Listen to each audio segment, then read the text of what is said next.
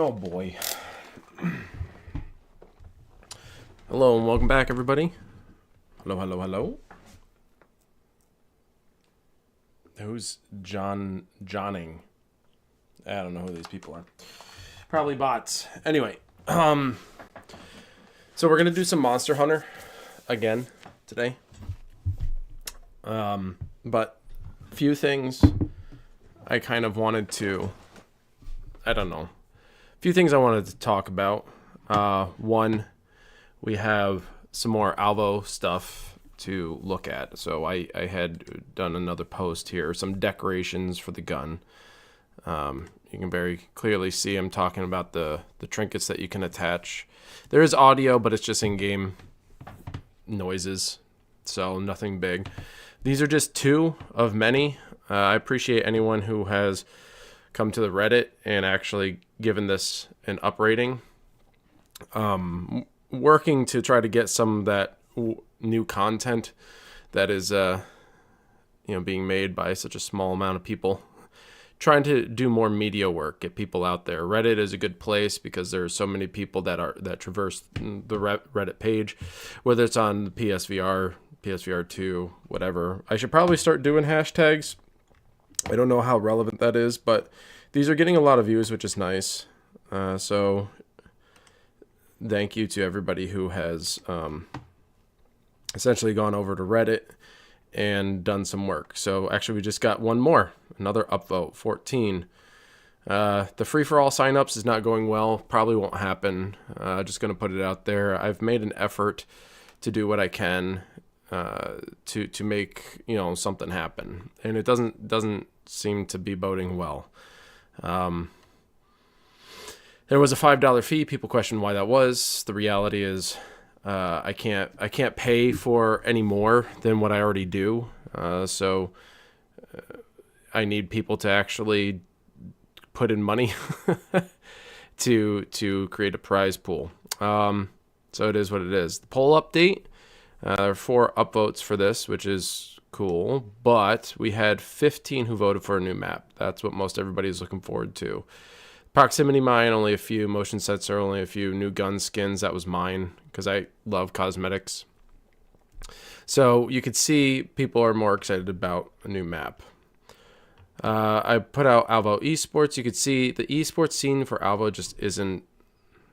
It doesn't seem to be like it was a popular idea for a period of time, but it just doesn't seem to be taking off or being taken seriously as much anymore. I don't know why. Yeah, see, I'm like peaking in some. Whatever. I'm gonna ignore the audio. The Challenger League was no admittance fee because there was a donation of money. So, but yeah, it just doesn't seem to be taking off. The new flare for your arsenal. This is the weapon cosmetics. Went over the motion sensor, proximity mine. The new map had the most upvotes, 21. So you can see like we're getting some traction here, which is nice. So I figured I'd point that out. Over on, let's drop this down. Over on the Facebook page, I can't say that much is happening there either. Again, trying to make something happen. We did get some reaction to it. James Glenn, thanks for the comment. Lots of cool stuff coming. Yeah, we do have a lot of cool stuff coming. But yeah, still just not a lot. I asked for what kind of tournament, 30%, which was only 4 who responded. Said free for all, search and destroy was a lot more. So I don't know if that's worth pursuing, but that was only 7 people. So what does it really matter? That was the vote. Challenger League. So little update there. Another thing worth pointing out, and this is more frustrating for me. I can understand why my brother is like the, order or like pre-order and then get early access to a game. Like developers will put out a bundle package. If you pay more, you get to get the game earlier, And so Assassin's Creed has done this for a few years now. With the majority of their titles, you get the game early if you pay a certain amount of money, usually around $100 or so. It doesn't come with the pre-order. I got the pre-order, and I'm getting it probably 2 days after launch, because it's releasing on the 20th, but it says anticipated delivery date the 22nd. So it's fucking whatever. What's the point of pre-ordering if you're going to get it 2 days late? But that's Ubisoft for you, right? Well, there are people who put in extra money, even though, like, this is the crazy thing, right? Everybody is up in arms about protesting Assassin's Creed Shadows because of all the crap that's been going on, right? With the what's the word I'm looking for? Every time I start streaming, words betray me. People are looking at Ubisoft as being disrespectful towards the Japanese culture, which in a lot of ways it has been.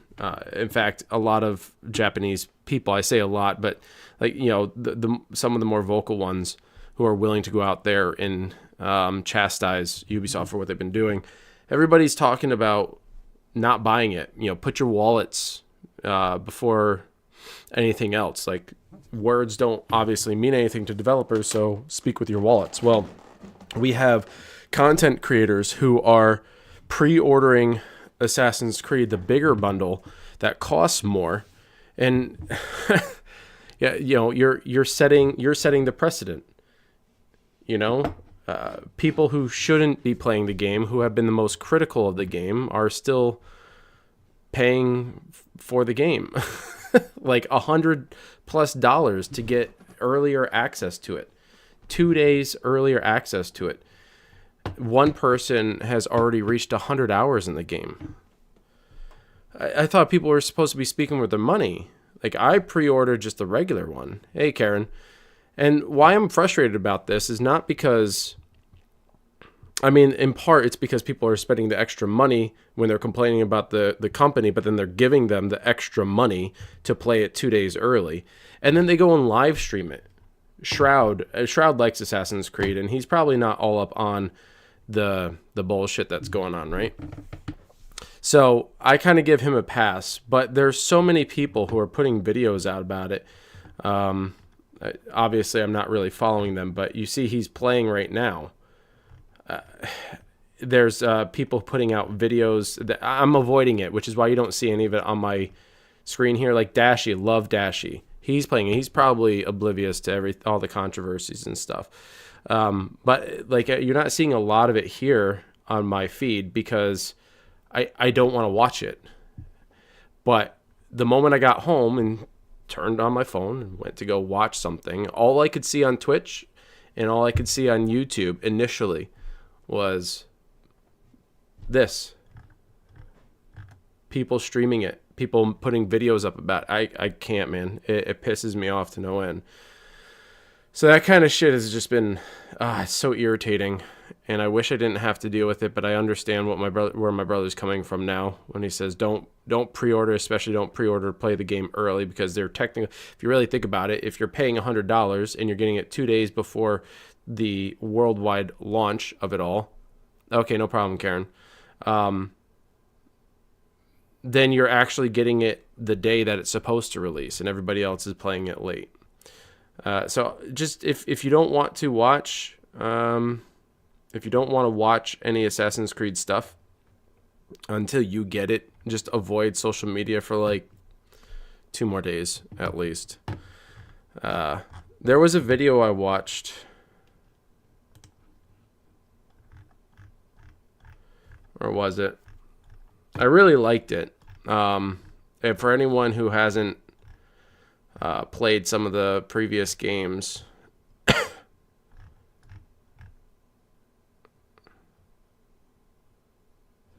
to be free and flexible and creative. Luke Stevens reacts to this, and I kind of want to watch this before I play any games. So here we are on YouTube chilling, and IGN but posts a video 2 days ago titled "Why Assassin's Creed 2 and 3 had the best writing the series has ever seen? Real quick. Now, I'm going to listen to Luke. I've already watched this video, but I want to listen to Luke and have you guys listen to Luke and then share my thoughts over his thoughts and over the thoughts of IGN. Simply because Luke is a fan, but he's not like a diehard fan. He's admitted like he enjoys the games a lot, but he doesn't know everything about. Like, he's not diehard. Everybody knows that I kind of am. So I just wanted to point that out ahead of time. One's in the chat if you've played 2 and 3, AC2 and 3. I want to know.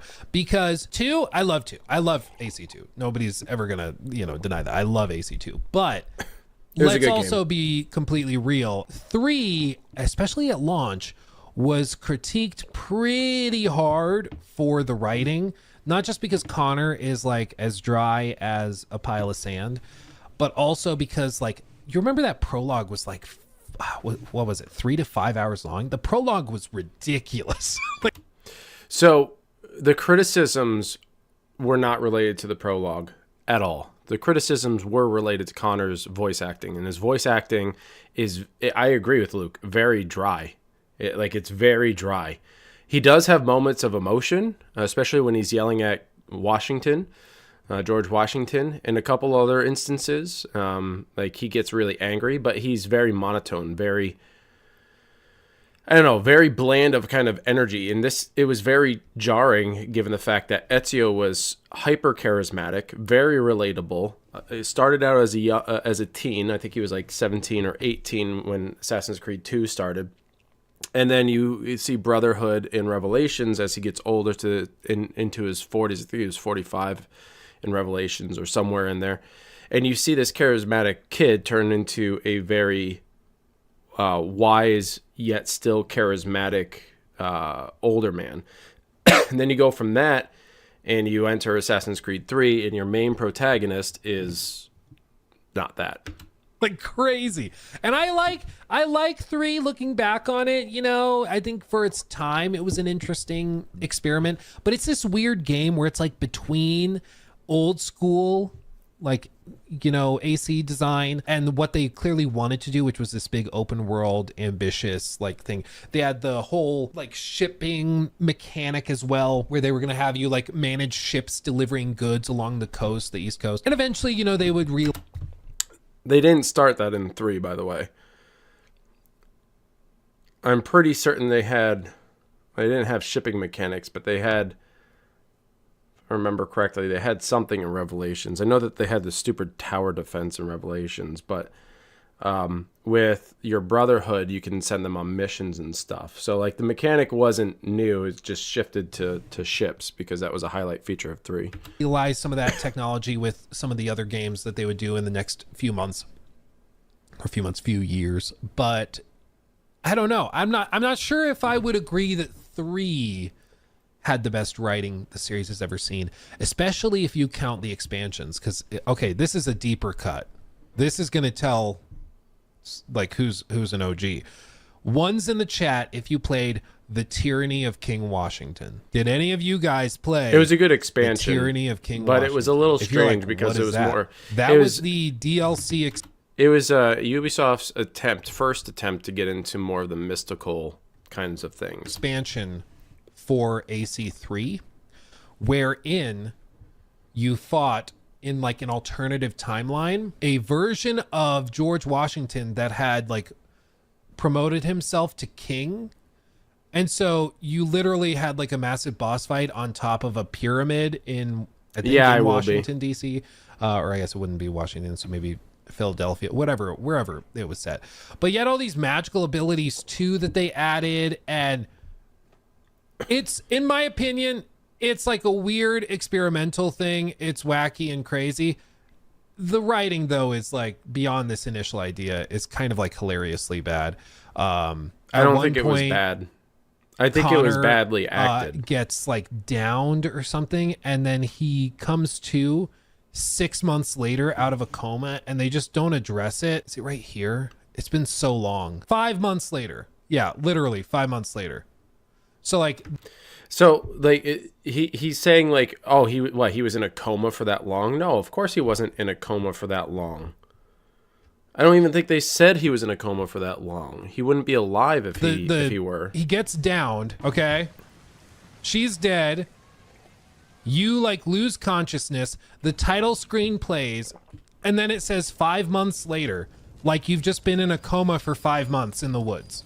What? Like it. I don't think that's bad writing. I think he's overreaching there on that point. Luke tends to do that sometimes.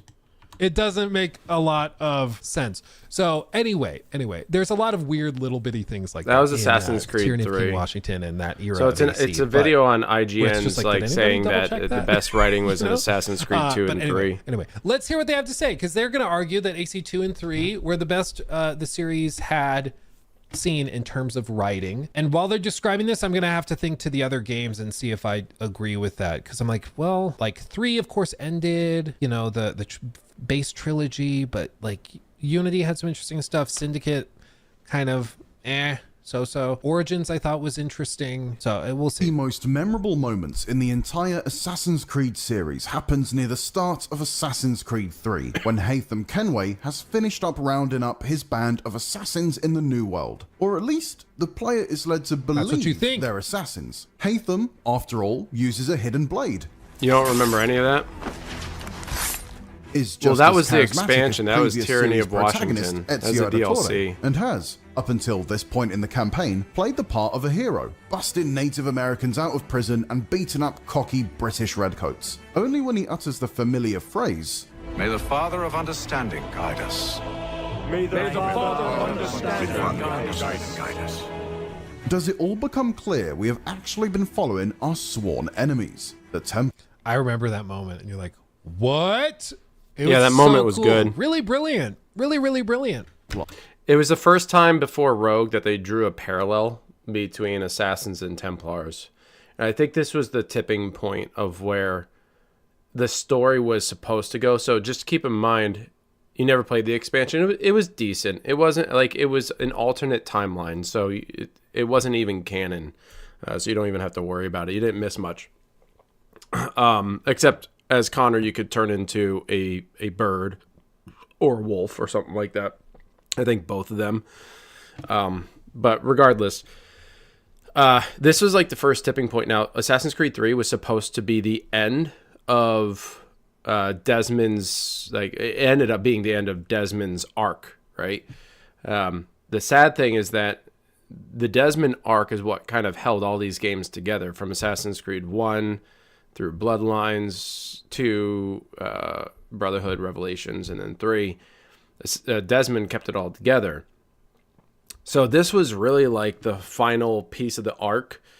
And then they went into the next game, Black Flag, and all of a sudden you're an employee working at oh my god, my brain is not working today. Why am I blanking on it? Not Animus. I keep thinking Animus. Abstergo.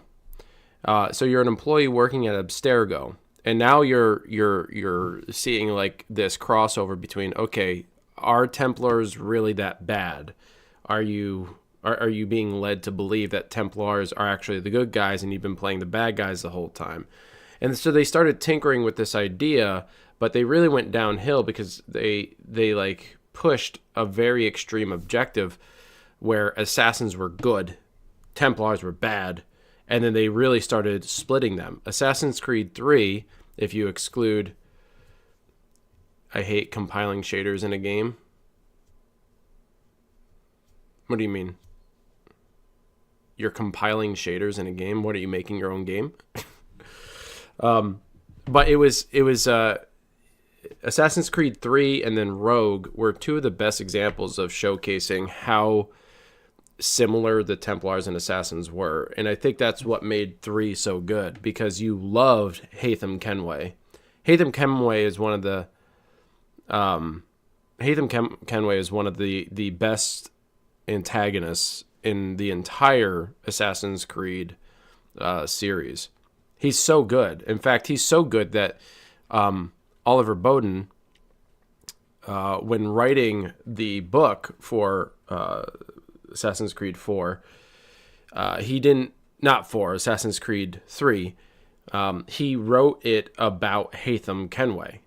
It was Connor who was reading Haytham's journals from when he was a child to adulthood, and right before he went to fight Connor. He was such a good character.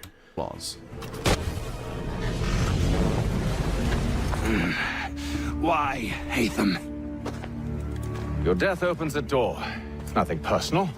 To me, this surprising setup represents the fullest realization of Assassin's Creed's potential. The first game in the series introduced an intriguing concept: find, get to know, and kill your targets.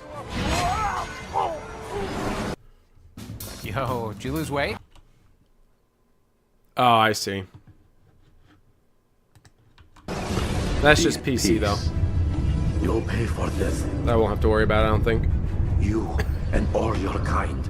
But fell short in the story department, with both protagonist Altair and his victims being utterly bereft of personality. Assassin's Creed 2 took a step in the right direction.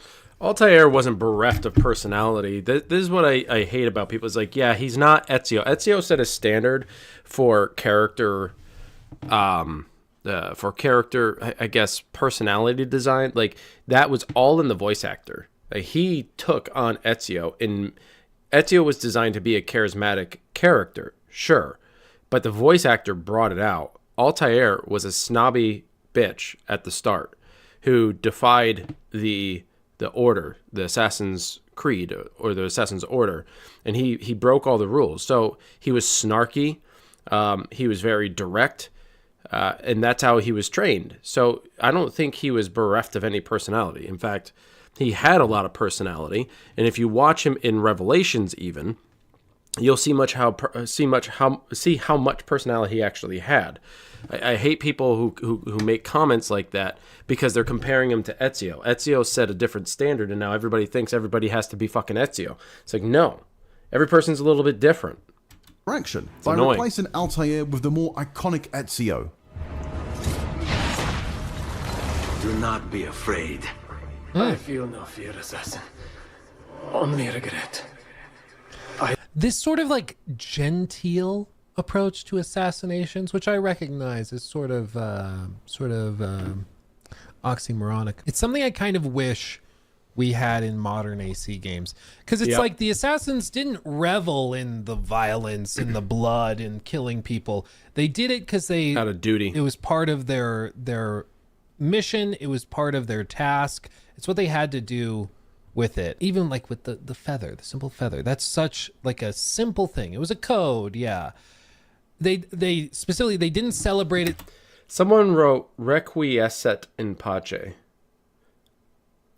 I don't think that's what it is. I think it's requiescat, not requiescat. It's requiescat in pace. They didn't revel in it. It's what they had to do. And nowadays, I feel like it's totally different. Now it's like, no, you have hammer, smash them with hammer, kill them with hammer, and it's just, it feels off. It feels off compared to these OG versions of it, you know? I sought unity, stability, duty, but failed to apply the same treatment to his adversaries, with the big bad of its spin-off Assassin's Creed Brotherhood, Cesare Borgia, coming across as particularly underdeveloped. Only in Assassin's Creed 3. Okay, so Cesare Borgia was not underdeveloped. He was a psychopath. He was a psychopath who had sexual relations with his sister, didn't care much for his father. The reason why he went insane was because he was raised in nobility, and he was led to believe he was going to take his father's place. So when his father had no plans on giving Cesare the title, Cesare went nuts, because Cesare was natural, like he was born a little bit crazy. So when he was given some power over some of the army, he was a ferocious leader. So as he was a ferocious leader to the army or to the military, he too was a ferocious son. So I don't think he was underdeveloped at all. This is why you can't fucking trust IGN. They don't know what they're talking about. They have the names, they have the plots, but they don't actually listen to the stories. They don't pay attention to the character designs. They don't read the books. They don't know what the fuck they're talking about. And that's the frustrating part. So you can't listen to that. Cesare was not underdeveloped. He was actually very well developed. He was developed as a psychopathic son who wanted his father's seat and was willing to kill his father in the process and did so. Furthermore, he was also incestuous. And he led his sister down the path of incest. Like, who fucking does that? And then he goes and he's screaming at the top of his lungs he killed Mario and he was going to kill Ezio. Like, he just completely stormed Montegerioni. I mean, the dude was ruthless. So, fuck you, IGN, for not knowing what you're talking about. Set during the American Revolution, did the developers at Ubisoft devote as much time to fleshing out the hunted as they did the hunter? It lent the game an organic flow from setup to payoff, and, as a result, achieved a delicate balance between gameplay and narrative that hasn't been replicated since. While the current RPG era of the series... I mean, Rogue was crazy. Rogue was the best. Rogue in storytelling, it was less in my covert, opinion, of course, but Rogue also had some really cool stuff. has largely been well received by players And just keep in mind that Assassin's Creed 3 wasn't well received initially. and critics. A wealth of articles, YouTube videos, and forum posts agree that Assassin's Creed is in decline and has been for some time. What exactly is responsible? And just keep in mind, and he'll talk about it, Luke actually likes Odyssey. And he says, I like it. It's not a great Assassin's Creed game, but it's a great game. I'm sorry, but in my opinion, it's still not a great game. For this downfall, however, is subject to debate. Some point to the increasingly unrealistic premises of the modern games, which have you face off against gods like Anubis and Which was Fenrir. fun. Others take issue with Ubisoft's implementation of a varied spectrum of romance options, or, in the hotly disputed case of Assassin's Creed Shadows, replacing its hitherto fictional protagonists with a real-world historical figure, an African samurai called Yasuke. Get ready for the comments. Here we go. Buckle up. Here we go. I'm ready for it. Actually, he wasn't actually a samurai. Just buckle up. Here they come. My personal nostalgia for the Xbox 360/PS3 era games notwithstanding, I would argue it's none of these. Instead, such decline is a result of the series' gradual abandonment of character-driven storytelling, which has by now gotten buried deep inside its sprawling sandbox. Interesting. Okay. It's been... Okay. They stopped focusing on a mainstream character-driven storyline. storytelling. Is that really true, though? Yes. Have they abandoned that? Because Yes. AC Origins, I feel like... Origins the was good. story and everything was pretty closely tied to Bayek and his role within the community as a magi. Odyssey was more generic, open world adventure RPG. Valhalla was just a mess and a I don't understand why people keep saying Valhalla was a mess. It wasn't a mess. It just was so divergent from what Assassin's Creed was known for. Compiling, nice. Gonna take a while. Valhalla was such a divergence from what Assassin's Creed was known for, and so people think it was a mess. It wasn't a mess.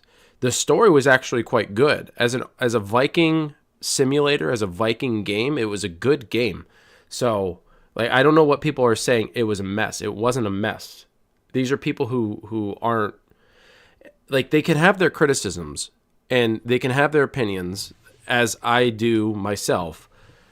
But the truth is that Luke looks at Odyssey as basic and a basic RPG, but then looks at Valhalla as a mess. They're pretty much identical. Different settings, but identical in gameplay. You have gear that you level up that have different like levels of rarity. They possess ability traits. Then there's a skill tree. There's Templars you have to kill. There's different places you have to go. There's mystical lands that you have to traverse. There's mounts. It's all the same stuff. It's literally all the same stuff. So you can't say that Odyssey was fine and Valhalla wasn't. It was all the same. And the story in Valhalla was also good. It was better than what was in Odyssey, in my opinion. It was better than what was in Odyssey. Odyssey was just such a basic, oh, my sister, oh, my mother, oh, my father, I wish I knew thee well. And it's pathetic. In the acting, the voice acting in Odyssey was so subpar. I understand Eivor is kind of monotone, but still, like, the story was far better. Or had the charisma of a baked potato, so I guess I would agree there. Eivor did not have the charisma as a baked potato at all. Is about as good as Connor. And yet people are praising Assassin's Creed 3, even though the voice acting for Connor was shit. There. Yeah, so the double think maybe standard. The double standard is ridiculous.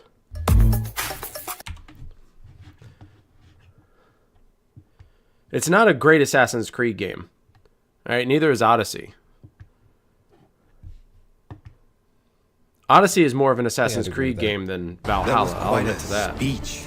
Over the years, Assassin's Creed has padded its original action-adventure. We had a good AC in Mirage. Mirage is weird though. Like, it's the reason why Mirage is weird and hard to like bring up in these conversations is because Mirage started as a DLC, turned into a standalone release. And so it's hard to gauge whether we should look at Mirage in these discussions or not, simply because like it doesn't necessarily suggest that that's where the franchise is like heading. In the same way, I think it would be unfair to like conclude from like Tyranny of King Washington that therefore all of the future AC games would go in that direction. Expansions, DLC, spin-off things, they can be a little more experimental, do things they wouldn't normally do in the full major games. And so even if we really like parts of Mirage, I'm not sure if we can say that like, oh, Ubisoft is learning their lesson, or this is where the franchise is going, or this counts as, you know, a standalone thing, because it is one of those experimental projects that kind of turned into its own standalone big release. And I would have to disagree with that. Mirage was supposed to be a DLC that they turned into a full-fledged game. And if you compare Mirage to the original action-adventure series from 1 through Syndicate, then you will see it was a streamlined storyline based around one person. There was no like branching. There was no gender selection. There was no real RPG elements. It was just straight around Basim, right? In his journey from young adults to adult, and the challenges he faced in finding himself, and also the challenges he faced in becoming an assassin. It was a great Assassin's Creed game, and if you were to compare one of the newer titles to the older titles, that is the perfect comparison, because it was a blend of the fighting system of the RPGs, yet the streamlined storyline, action-adventure style as seen in the original. So I see what Luke is saying if you're looking at, hey, did Ubisoft actually learn their lesson here? No, they didn't. They made it as an homage, and they admitted to it as an homage to the original series. But to not compare Mirage and equate it to Tyranny of Washington is misrepresentative of what Mirage was. Mirage was an actual standalone title that took 17 to 20 hours to complete, which is very similar to what the originals took to complete, and it was way more in alignment with how the original titles played as opposed to the RPGs. So I think that's where he's wrong, but I get what he's saying. I still would have to disagree with him for the most part on this. And, I appreciated that it was basically a love letter to old school games. It wasn't trying to be that inventive or crazy, but yeah, I also don't blame people if they don't like it. Formula with a slew of RPG and live service-ish elements, from dialogue trees and XP-based leveling systems to loot boxes, tiered DLCs, and gear customization. It's a lot, but the bigger the new installments have become, the emptier they have started to feel. And not just with regard to the countless climb this tower, find that object side missions, but also their basic storytelling. Although allowing you to choose what your character says or does should theoretically make the overall experience more immersive, in practice, I found it often has the opposite effect. awful. As scripts get longer and longer to account for multiple possible scenarios, they feel The biggest issue with picking your narration for your character is that it had no impact on the game whatsoever. The only impact at the end of Odyssey was, did you choose the right narrative to save your entire family? I did, without any cheating. I picked the right sequence of responses. But who the fuck cares if your family's alive? The end game has nothing to do with anything. The end game is like, oh, the ending sequence, which is a short video of you sitting with your family. Who cares? It has no impact on the game. It's like, what, a feel-good moment? Yeah, you reunited your family? That's so bad. It was so bad. Feel like they lack the same level of polish as a game with a more limited range of interaction. The focused, screenplay-like scripts of the series' action-adventure era allowed for sharply defined characters that were not pulled thin by a game structure that demands its protagonist be compassionate or brutal on the whim of the player. I think that's very true. I think that's true. Whenever you have a large quantity, it's hard to maintain a similar quality. And the inevitable difficulty you run into with RPGs is that you're making... Someone said in his chat, we all moaned about Desmond, but now we all miss him. 100% true. so much stuff. I didn't moan about him. Inevitably, there's going to be stuff you're making that not everybody will see. Maybe even very few people will see it. And even if they do see it, they might engage with a side quest for 20, 30, 40 minutes, whatever it is. Maybe even less if it's a small quest. And then they're going to move on. And they're going to spend another 40 hours playing other stuff. So it's hard to justify putting a ton of effort into those encounters and those quest lines and stuff. Since if players, even if they see it, the odds of them like having enough time to really appreciate it and connect with it, it's just very, very low. So it's hard to justify putting that time into it. And also, like, when it's one quest in an ocean of 120 or 150 or whatever it is for these big games, the level of connection, even if the characters are written well, you're just not exposed to them long enough to really build a relationship with them. So it's... I mean, that's somewhat true, but also not true. I think my biggest issue with people's criticisms of the side quests and the bloat, the side quests are like in Witcher 3, right? I haven't played Witcher 3, but I hear a lot about it. Or Cyberpunk, right? I haven't played that either, but I watched a lot of it.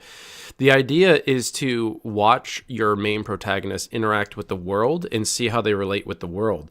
And that in and of itself is supposed to create this character development process that allows you as the player to better connect with your protagonist. See how other people respond to you as the player based on your actions. That's the idea. That's what Origins went with. That's what Odyssey and Valhalla went with.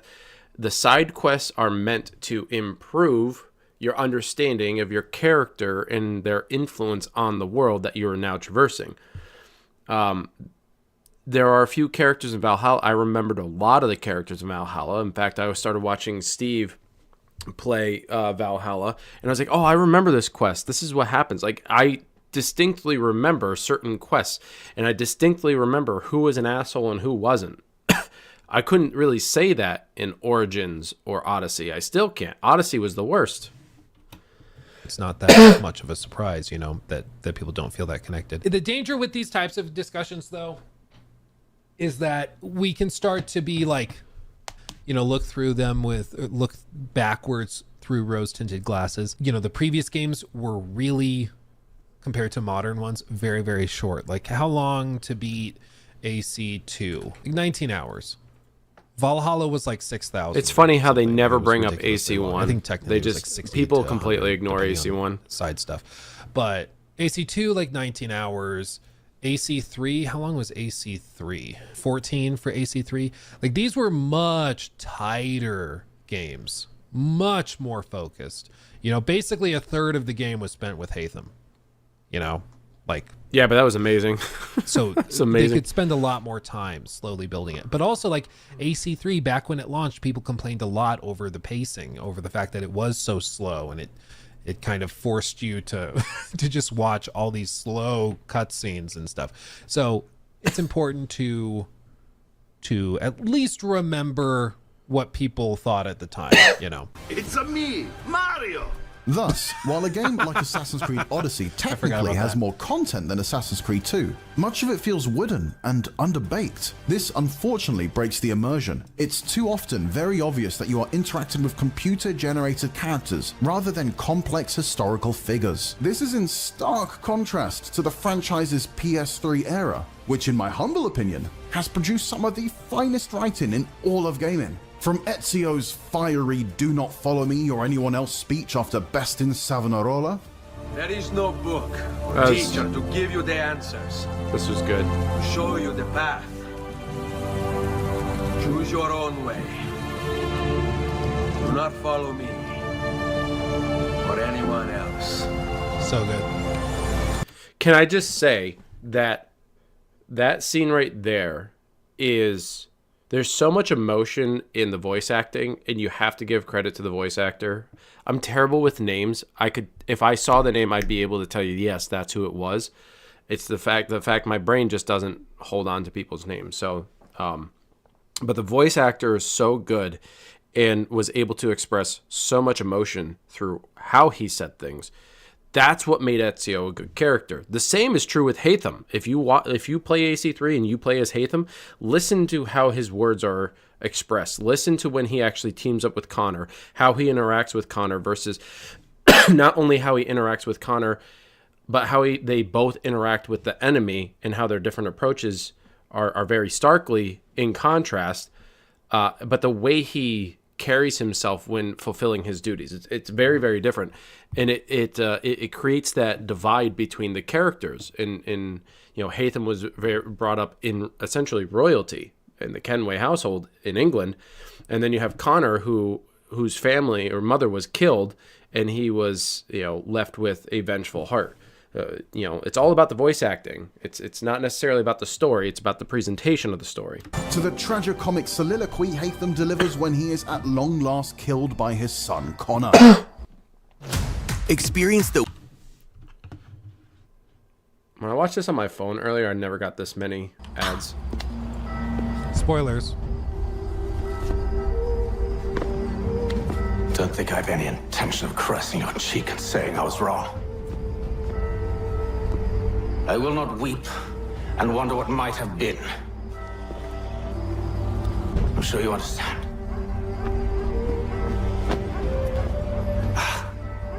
Still, I'm proud of you in a way. You've shown great conviction, strength, Hey, Nate. courage. All noble qualities. I should have killed you long ago. The writing has suffered in other ways over the So years good, too. man. When the Oh, so good. So good. It's so But, good. Again, I'm trying to be fair. It's the I'm trying to be fair, 'cause presentation. I do love these old school games because they're like my childhood and teen years. So I'm, of course, a little biased. I love them. I also know that people have a tendency to look back on things in the past more fondly than they did in the moment, because I do think that there's a lot of good writing in Odyssey. I mean, hell, if we're gonna let's not just cherry pick the old No, school no, no, ones. no. Odyssey Do you didn't have remember good the writing at opening all. scene of AC Odyssey? There's still just one line that Leonidas says. I just want to point out, he is going to bring up a scene that started the game, that came out at the beginning of the game. There is not one moment in Odyssey that I remember where I'm like, oh my God, that was great voice acting. Oh my God, that moment was insane. Are you really? Oh, that's awesome, Nate. Yeah, I would love to have another one, but it's not happening, man. There's just not enough interest. But Odyssey, like, it was devoid of any meaningful narration whatsoever. The opening to Odyssey was the best in the entire game, and if that's all you can draw on, it's pathetic. At the very beginning, that like still gives me chills here. Doesn't give me chills at all. We are ready, my king. Tell me, Venekis, This. have you ever gone fishing with your son? No, never. A soldier's life is all I've had the honor to know. I would have liked to have gone fishing with my son. But no.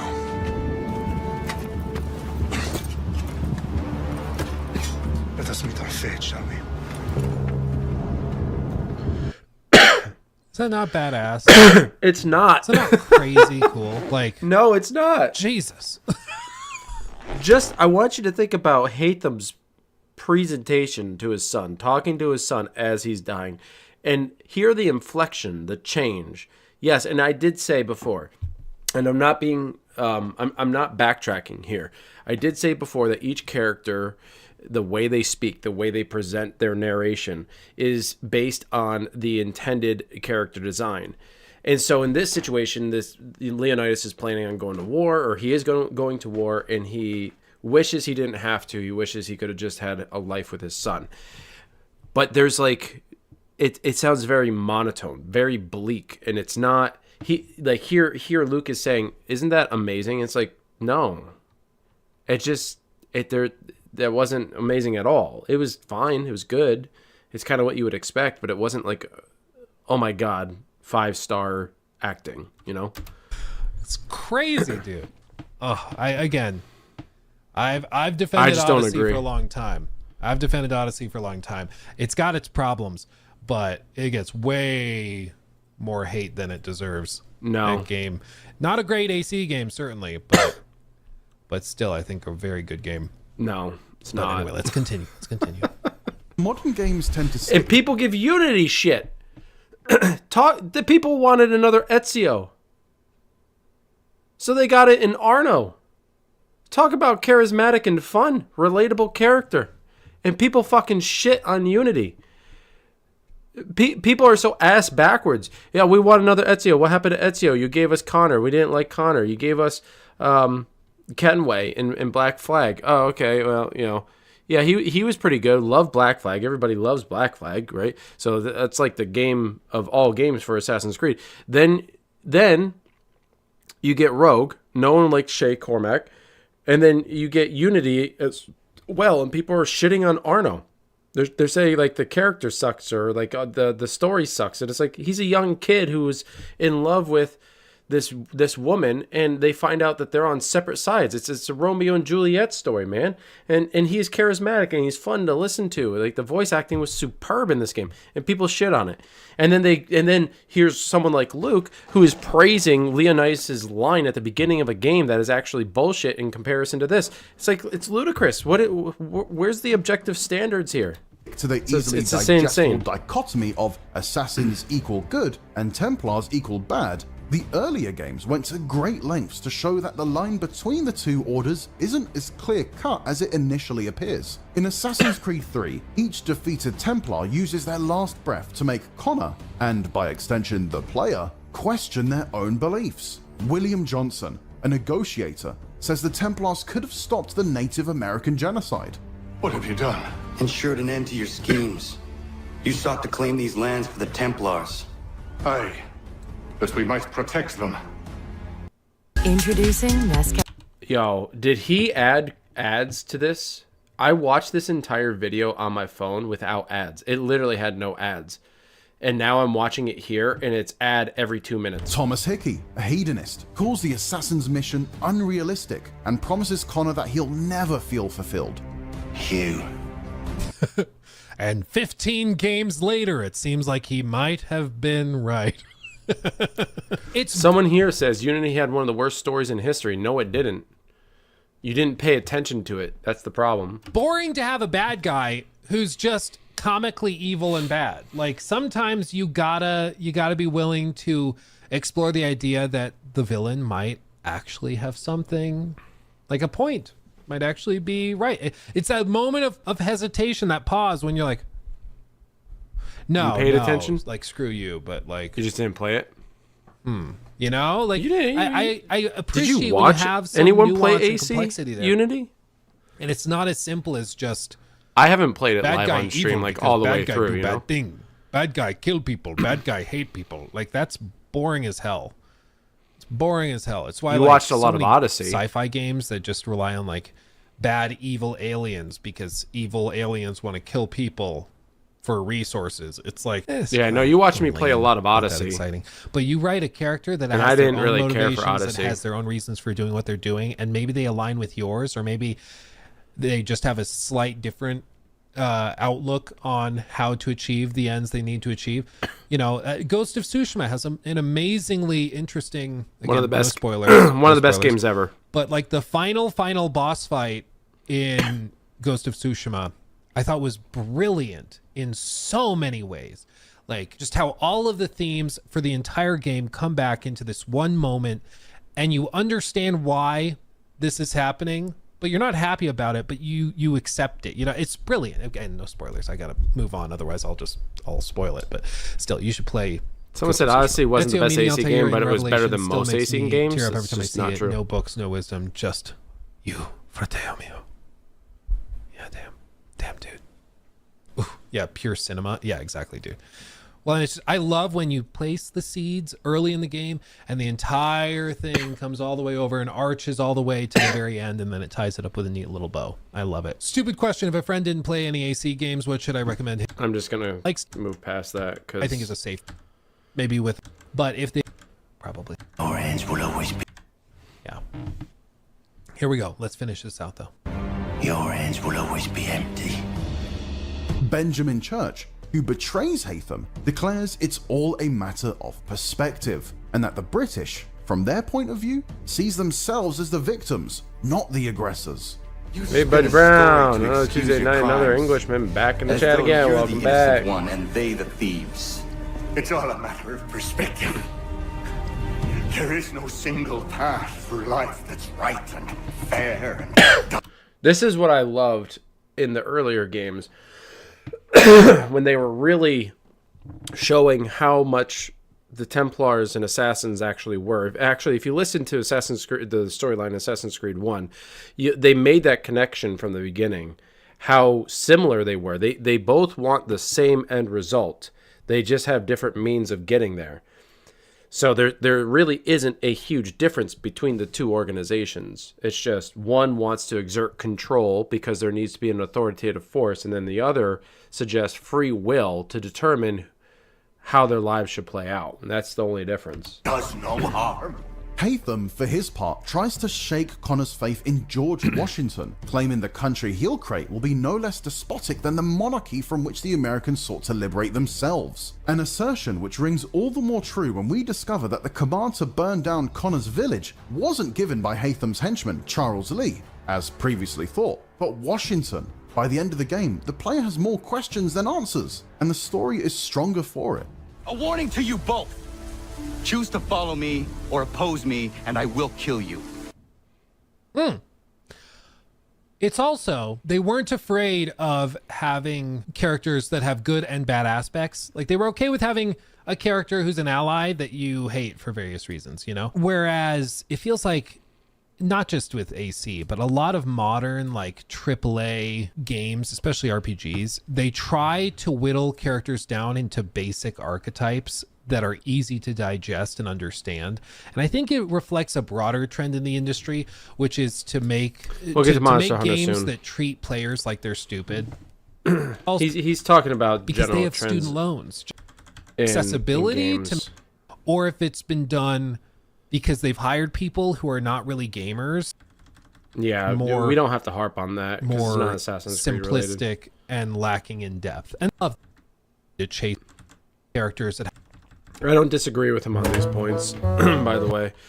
He's pretty much saying that games are being created by non-gamers to push a political objective that Let's finish has no this up. right being in the game. Looking back on the franchise's long history, there is a reason why one Just track seeing his from the face. Jesper Kede composed Assassin's Creed 2 score, Ezio's Family, resonated with players to the point of becoming the series' official theme. The PS3 games, particularly Assassin's Creed 2 and Assassin's Creed 3, were, at their core, character-driven experiences. The melancholic guitar strings of Ezio's family were meant to invoke the game's Renaissance setting, so much as Ezio's personal trauma of losing his family. As much as I admire the expansive world building and graphical fidelity of the current generation of Assassin's Hey man, Creed you games, love what you love, my brother. hope is that this out-of-control franchise will someday scale itself down and once again deliver the kind of focused, tailor-made stories that made me fall in love with it in the first place. Sadly, in a landscape dominated by sprawling sandboxes and single-player games with live service-style ambitions, I fear that's just not good business anymore. It is tricky because to a certain extent, I get it. Like games like Valhalla, I was frustrated because I feel like it is a game built for people with ADHD. And everything is broken down into these really, really bite-sized portions and then scattered over the entire map. For a guy who stands up for Odyssey as much as he does, the way he bashes the design of Valhalla is hypocrisy defined. I had said it earlier, and I'll say it again. Odyssey and Valhalla are the same game with a different skin. That's it. You have daily missions, you have things to do. The only difference with Odyssey is that you could go to a mission board and you could do a whole bunch of missions over and over and over again. That was it, but didn't really mean anything because by the end of Odyssey, you have filled out your entire skill tree for all the branches. You have an abundance, an overabundance of equipment. And the story was so bad. There was nothing else to do. Like people who are historians, they were like, "Oh yeah, that's a really cool nod to like a true Greek story, like a story that is told in that culture even today."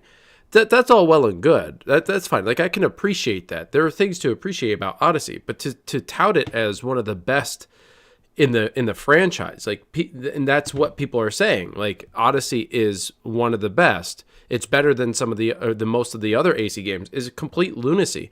And to say that Valhalla is a bad game when you compare it to Odyssey, then you're admitting that Odyssey 2 was a bad game. Because it's the same thing. In Odyssey, you have points of interest that are listed on your map, which are all segmented out, like Luke is saying here, and you go to do these side quests. Well, guess what? Valhalla, they have a whole bunch of little dots that you can go to that are a whole bunch of side quests.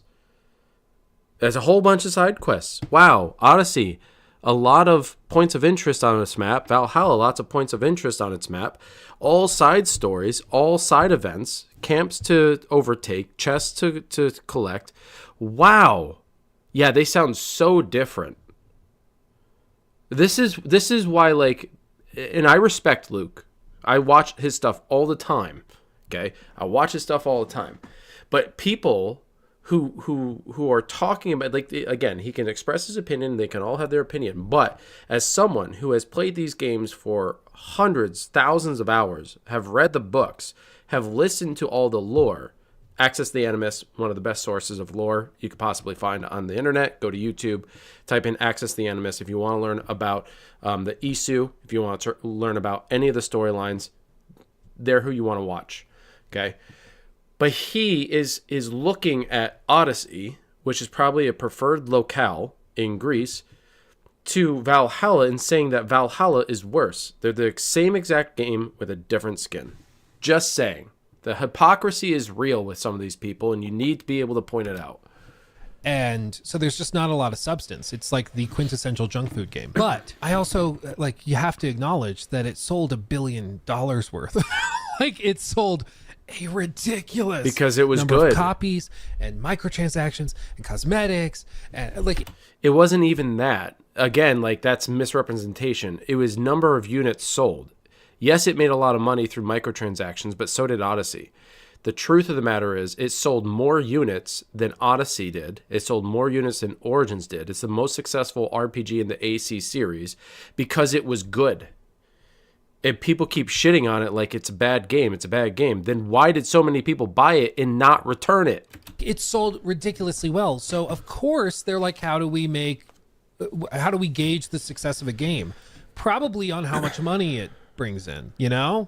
Metacritic scores, and critical acclaim, sure, maybe that's important, but it's also a business, So I can understand why they're making these shifts and pivots, and from a business perspective, I can respect that. But if we're talking about what games, like just making the best game possible, I do think that also leads to financial success, as you've seen with other games. Again, Ghost of Tsushima being an example that had these darker, more serious themes and explored them in a mature way, unapologetically, and it ended up doing very, very well, So I don't think it's one or the other, but I think it's maybe easier to go boiled down and more generic to chase the more casual crowd dollar, as opposed to chasing the dollar of the hardcore gaming fan, because it's a lot harder to make a game that appeals to them compared to just filling your game with like, ooh. All right, I'm gonna add my watch of that here, because the rest he's just kind of talking about the industry as a whole. Odyssey was highly ranked in the UK apparently, and here's the thing: sorry, what the hell?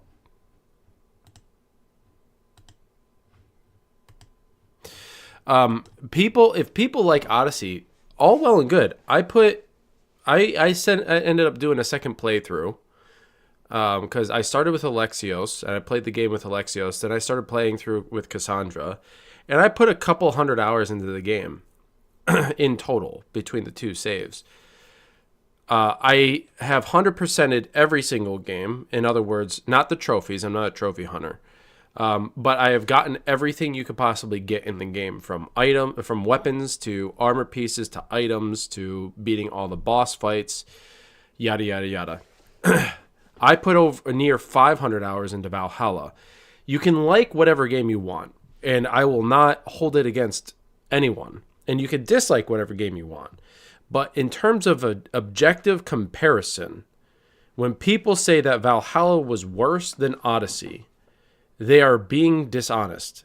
There's a disingenuousness there that tilts me so much. That's like when Luke had compared and said that Mirage is not comparable to the early games of the Assassin's Creed series. Of course it's comparable. It was designed as an homage. Yes, it started out as a DLC, but to equate the DLC to Liberation or Tyranny of Washington or what was the Syndicate one? The Jack the Ripper.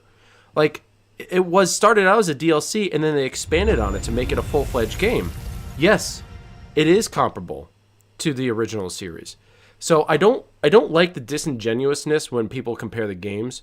It really makes you look silly because you're not being objective. You could say, no, they're similar. They're similar in a lot of ways. I just preferred Odyssey over Valhalla. I think that'd be more fair. I played Valhalla, and I played Odyssey, and I prefer Valhalla. I could tell you, like, Odyssey had a lot of good stuff, like the transmog system where you could do it freely. Absolutely loved it. Loved the ability to change your looks whenever. That's what I like Rise of the Ronin. You could do the same thing. You could change your look whenever. The difference is that with Odyssey, you could do it on the fly. You didn't have to go back to a base camp or anything. Also, the graphics in Odyssey are amazing. The graphics in Odyssey were so good. The animations weren't good. But if you took a still frame, dude, it could look like it belonged in the real world. Like, it was beautiful. The same could be said about Valhalla. But Odyssey was so large in scope. It was the largest in Assassin's Creed. So, the fighting was annoying in Odyssey because once you reached a certain level, everybody matched your level. So it was harder to kill people, and they just became sponges. And that's not good for someone who made an assassin build. I made an assassin build. So when I wanted to one-shot assassinate them, I could, but I couldn't. I struggled in a fight. It took forever. I didn't die often. But it took a long time to kill them. Now, if you had a brute build where you put everything in might, then you could one-shot even the elephants. in Odyssey, which is crazy cool. But the level scaling was terrible. I hated it. It was one of the worst things. So again, I could talk about all these games. I could talk about the pros and the cons, and I can say yes, one is preferred over the other, but objectively they're the same game. I just prefer Valhalla, and I hate when people. I'm going in circles here and repeating myself, but the truth is like, you have to be careful with people's opinions because they're not entirely accurate. If they're saying objectively one is better than the other, but then you look at how the game is designed, like, I would recommend doing that. Look at the two games side by side and see how similar they actually are. Lots happened to understand it. But the only reason we're still here happily, so I figured I'd kit out the forge here and smelt armor spheres for you. I'd also like to give you your fair share of the orichalcite we produced. Sweet. So yeah, drop by anytime, I'll be waiting. Nice. Use monster parts to smelt armor spheres. The quality, yeah, I have a lot of those. But now I actually have an armor sphere forge, which is awesome. The quality and quantity of smelted armor spheres will depend on the amount of smelting points you gain from the materials used.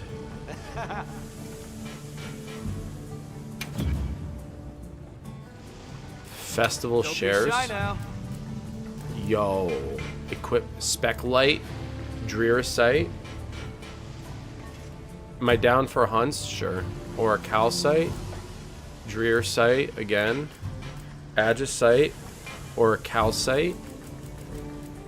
And 2 more Drear. Sweet. What can I get you today? How many points do I have?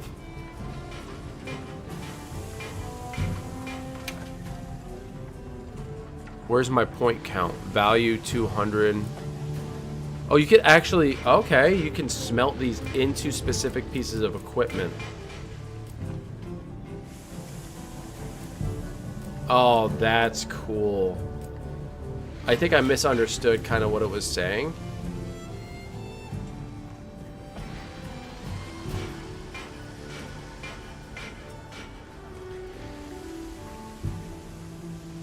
Same game from last Tuesday? Yeah.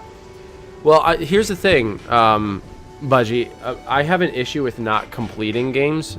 So, like, Rise of the Ronin, I'm literally on, like, the last mission or two, and I still have yet to beat it.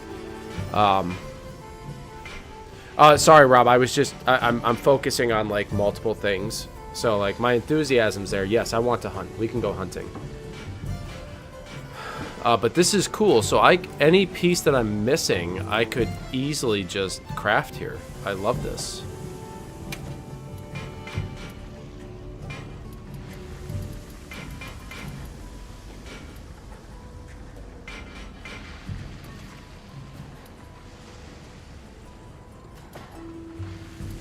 I don't know. Oh, that takes 2 armor spheres to smelt? Interesting. Okay, that's cool. I'm gonna try to not smelt those things.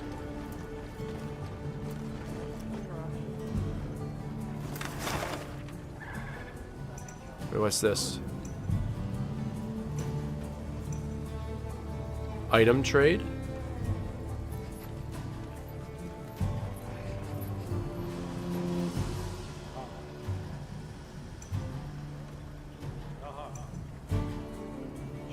Where do I need to go? What's my mission? Talk to Rosso in the Windward Plains. Okay. It's the only time you can watch? Yeah. I try to be consistent with my schedule, but it's kind of hard. Windward Plains.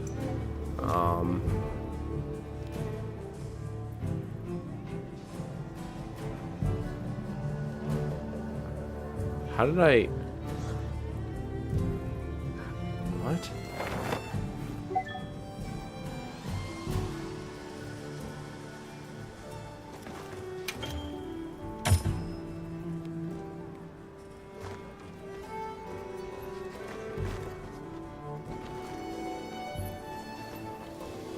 Whoever smelt it, dealt it. Rob, are we going to be in Discord? Is that the plan?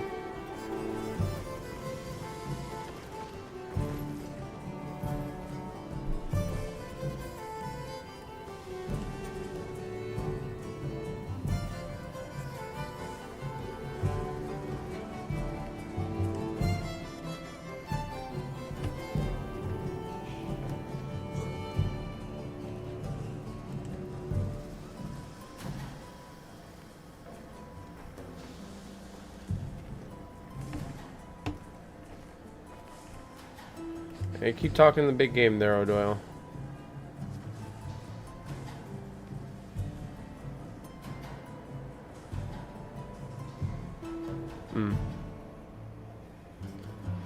Worked the best last time? Okay. Alright, I'm in.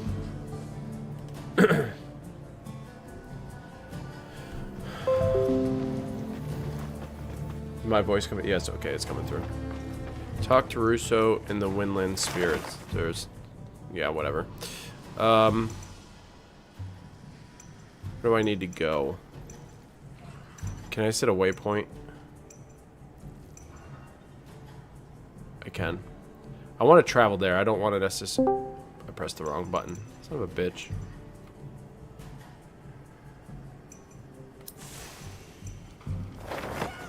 Sweet. Hold on, Rob. I can't hear you because I gotta switch my headphones. Over here! Come on! Alright, I should be able to hear you now. That's better. Oh my god. You hear me? Yeah, you're piece. Ah, fuck. No, I can't hear you.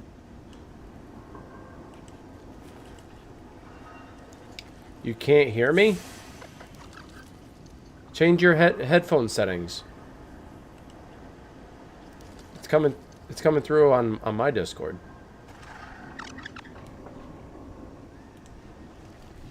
Why does it always do that?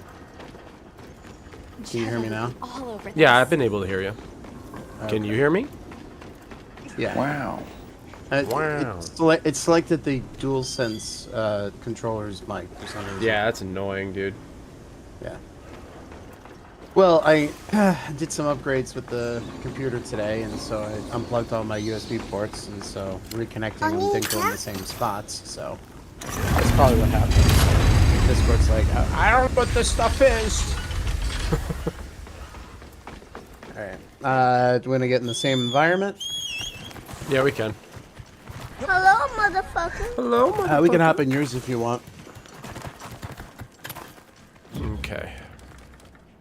Fortunately, my game just crashed not too long ago. But they've had a few patches, but nothing has really fixed anything, so... No? No. No, I still need frame gen to get decent frame rates. Well, when I say decent frame rates, I mean 120 FPS, not 60 FPS, but you know what I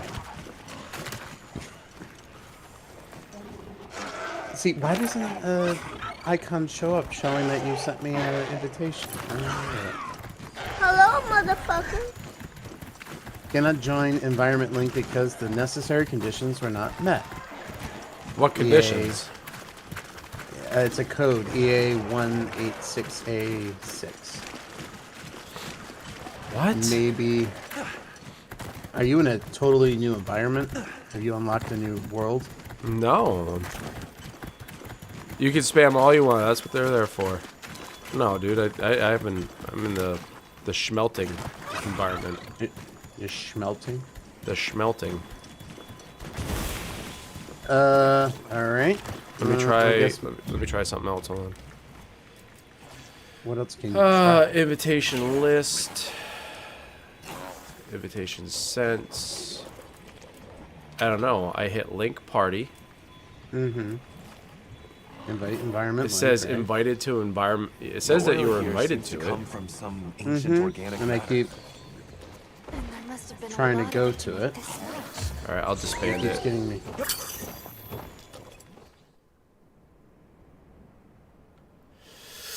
Oh, Monster Hunter, Capcom. All right, you send me an invite. We're pretty much in the same spot anyway.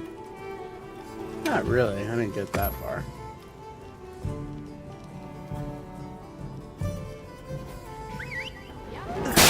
Jesus Christ. Oh my god.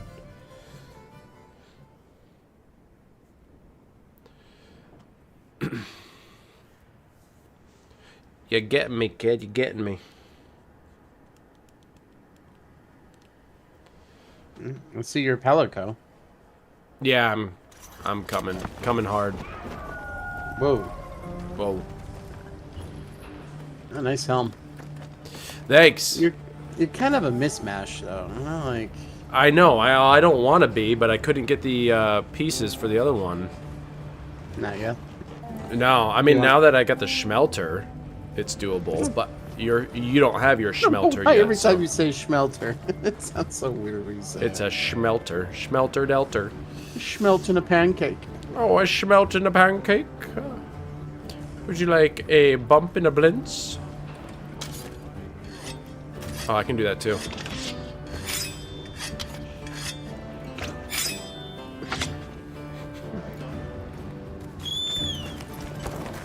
Wait, where am I going?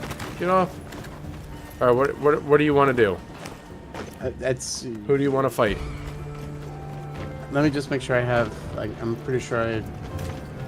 Have you messed with the armor skin and the demon drug? Say again, armor skin and what? Demon drug. No, I haven't. Pretty simple. You should probably already have the stuff for it. Just it's so remember I said something about the catalyst. You can create a catalyst if you go into your tent. And you go to the crafting list and go to demon drug. It says catalyst and the might seed. You create a catalyst using honey and bitterbug broth, which I think it's take 1 of 1. I think it's like 1-1. And then you go and you create the demon drug. It temporarily boosts your attacking power by filling you with demonic strength. Yeah. So it ups your strength, and then the armor skin gives you defense. I love gold. Yeah, I've come across it. Because it's here as an option, so I must have uncovered it. Same with demon powder. I've just never had a need for them. Maybe in future I'll have to do it, but I think I'm out of honey. What have you been using the honey for? To make my mega potions. No. I must be a collecting whore because I just that's all I just go around collecting while I'm hunting. So I do too. It's just I end up making like I just end up crafting like a whole bunch of shit that like here's herbal medicines and I end up using them for like the basic stuff. Right, you can do the auto crafting, but you can also disable that so that we can save the honey for doing stuff like that. I don't know. I've collected enough honey. I've maxed out on my potions that I've saved up enough honey for it. I love the Austin Power films. Austin Power films. Did I say that right? I don't even know if I said it right. Yo, they're going crazy. They've had the catnip. Right? The catnip. So, do we want to be here or do we want to go? I don't know. Do you have more? Do you have more of the story to do? Yeah. Yeah. Because we can continue that story. Yeah, but doesn't that kick us out of the environmental thing? I don't know. I don't think so. Well, that's what happened the last time. It kicks you out of the environment link, and then it's like I'm doing this. I don't know. I guess we can try. Werner in Azu. I guess this guy down here. I wonder how everyone's doing. Yeah, he's a douchebag. Let's take a look around and see. This guy here. Yeah, he's a douchebag. Did it kick you out or no? No, I'm still here. I'm seeing you talk to no one. Ah, there it is. Now it's disband.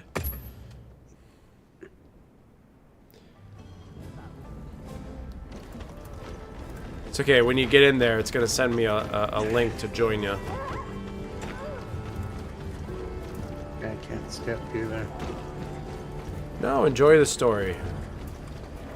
I'm in no rush. Well, what can I do? Hey, congrats on another job. Great Got something in armor. mind? Cat something in mind? Hawk, hawk, hawk, hawk, hawk, hawk, hawk. Besides, you know, we continue to hunt together. You know, we collect more things. You know, upgrade like nothing, and then the story is just secondary. Got something in mind? Hey man, I've been enjoying the story, alright? Alright, I've been enjoying the story. Okay. No. Done already? Catch the latest Alright, I'm news going here. up the path. Anything I can. I don't know if you can see me on the map. Not at the moment, because we're not in the same What environment. can I get you today?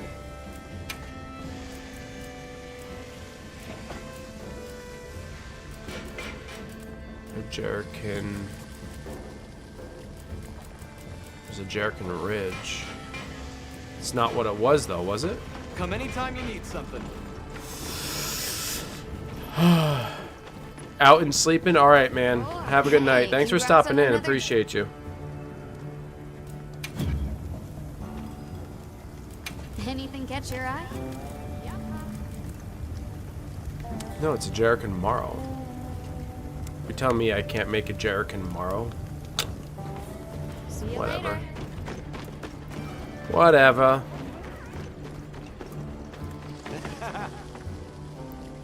What's this point of this schmelter Let's get then? started. What if I do Armor Sphere Plus? No, not there.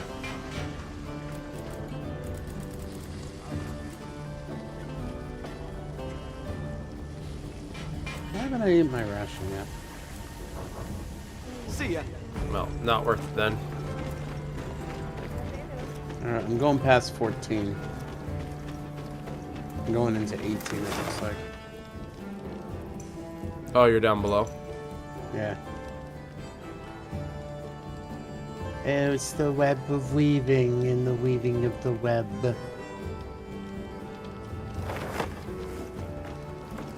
I don't understand why they don't do a whole co-op in this game.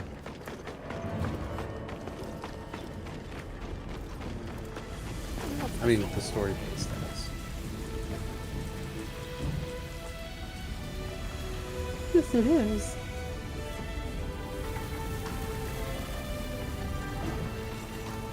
Hey. Trade? You want me to trade? Find Antimite to Mud Shrimp? What? Later. We came in from that direction. Oh, Well, gee. Guess we're I have just gonna admit, have to you follow have the one of wind. the best Mickey Mouse voices.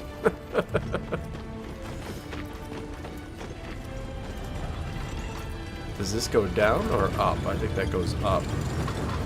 Fuck. I have to admit the mines are kind of hard to navigate. Oh, they're awful. It's the worst. I just want to go down to the bottom level and I don't know where to go to do that. There's ramps here and there and like, where the fuck do I go? From where we went up and to the right. So we went up like 2 levels and then it hung a right.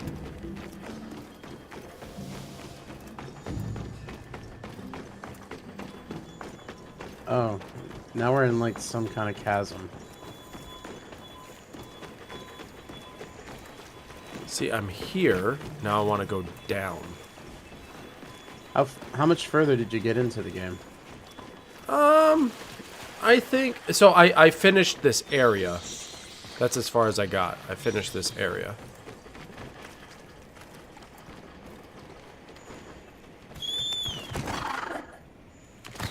Jump down here. Now I'm in 8.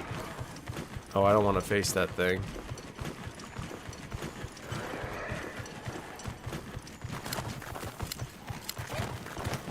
Let's get some bones while we're here. Wait for you to encounter your I think we'll find. boss guy. According according to the people of Azuz, Geladron are a great source of quality meat. Some areas of the ice shelf the maximum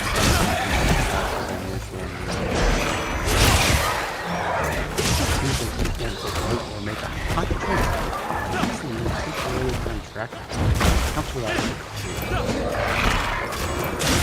Okay, hot pepper. It's a pizza. I don't want to. Yeah. I'm trying to think. Let me see here. Oh yeah, it's invite to environment link is grayed out. So. Yeah, but once you enter the fight, I should get an invite to go help. That's what happened before.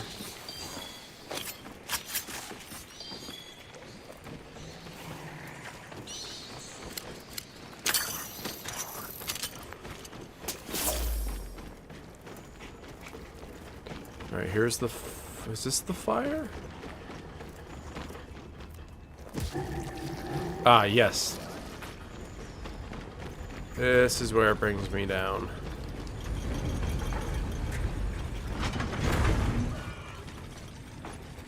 Alright, I got one hot pepper through that entire trip.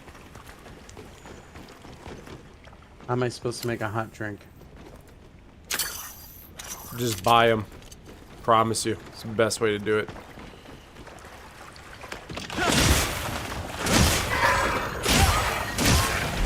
Ursula.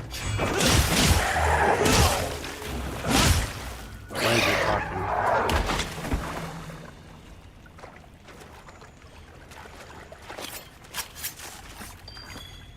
Oh, because there's a little wub thingy. Wub-wubs! The Ewoks of Monster Hunter. Right. What's this? Snow herbs. Let's go. Wow, he's actually got... He's got a large vocabulary. Oh, yeah, he's the Yoda of all wub-wubs. Oh, really?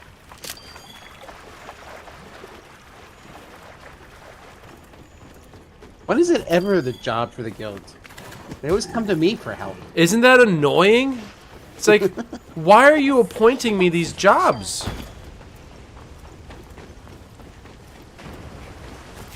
There's a fire herb. Sweet. 4 of them. Nice, I'll take.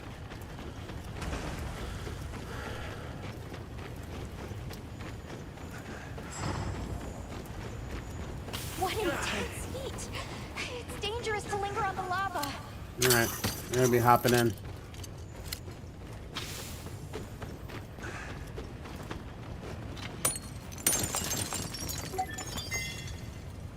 Can I get the firestones quick?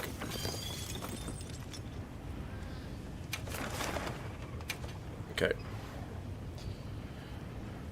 I am joining. I am flying.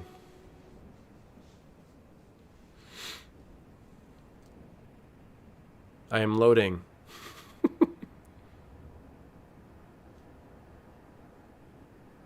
I am landing. What monster are we after this time?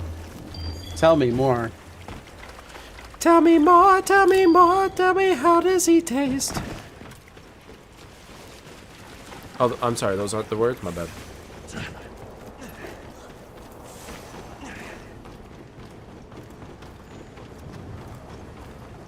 So, I don't... Take a potion, damn it. Oh, there it is. I was gonna say, where's the hot drink? Can't move! Oh. You I guess I'm bastard. gonna have to eat this. Do I have to shake myself left and right here? There we go. Ouch. What do you do? Grab you with his tentacles? Mm-hmm. I just wanted to get some hot drink in there. There! That's our Oh, this guy. Forgot about this guy. Ursula.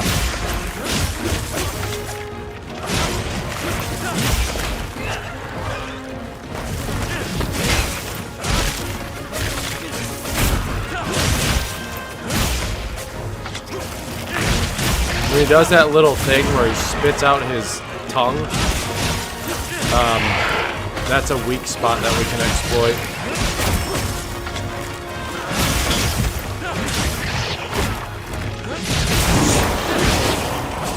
Hello, hello, welcome. Thank you for the follow. Please don't be a bot. Feel so good.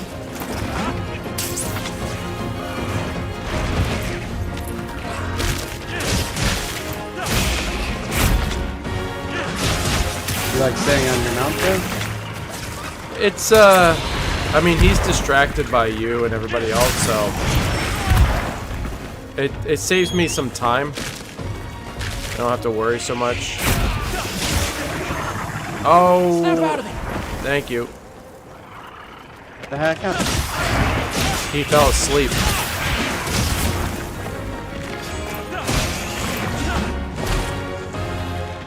Doesn't matter.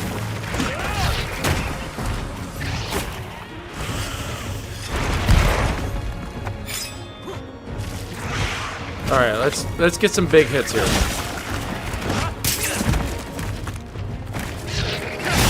Oops, we should have blocked that.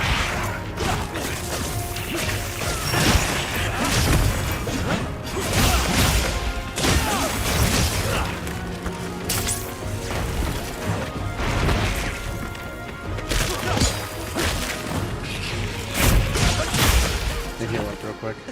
Yep. Oh, you fucker. Oh, did it again.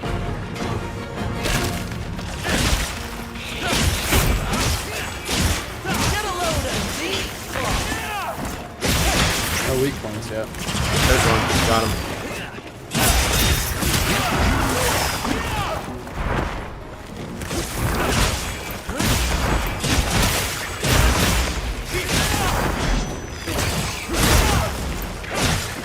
Another weak point. Come on, I got my special.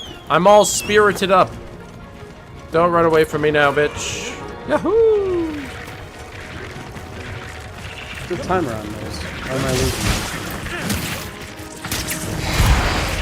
You bastard.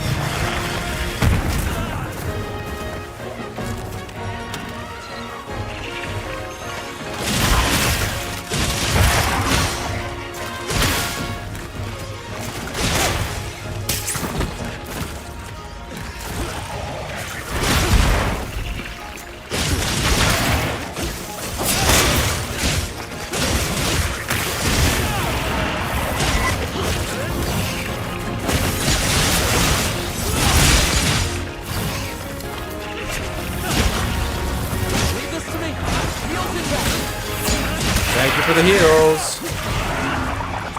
Alright, you do that. I'll sharpen. Do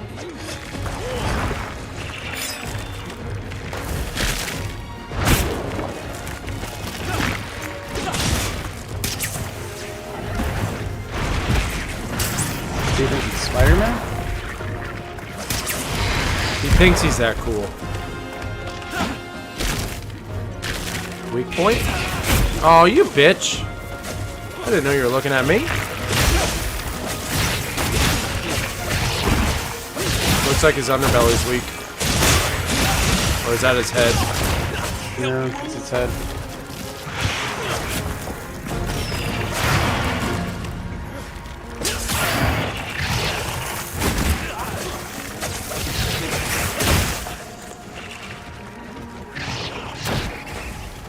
You're on your own for a moment. I'll be right back.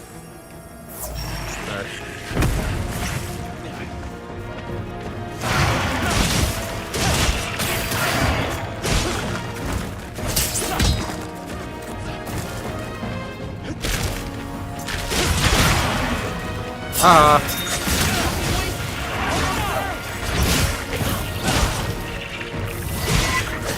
Hi-ya!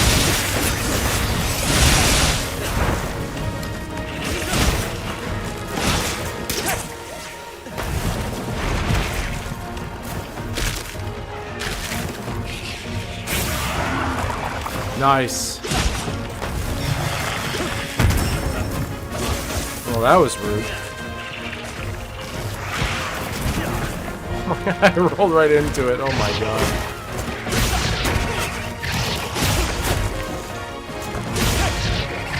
Give us that fucking leg! Jesus Christ.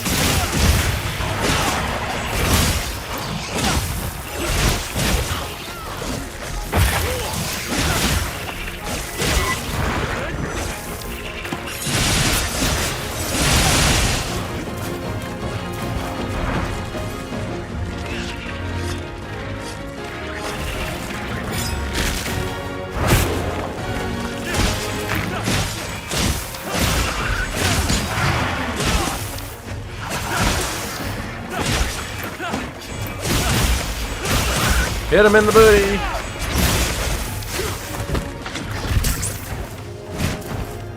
Hey, Ugly! Over here!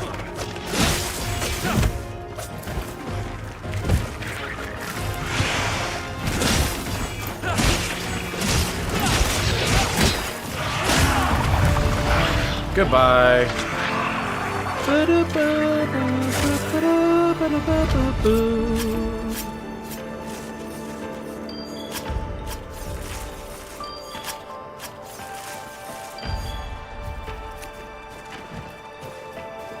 Let's get boned.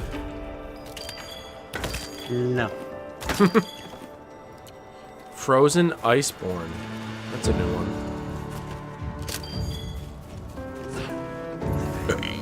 Rock Burst. These are the guys I'm looking for.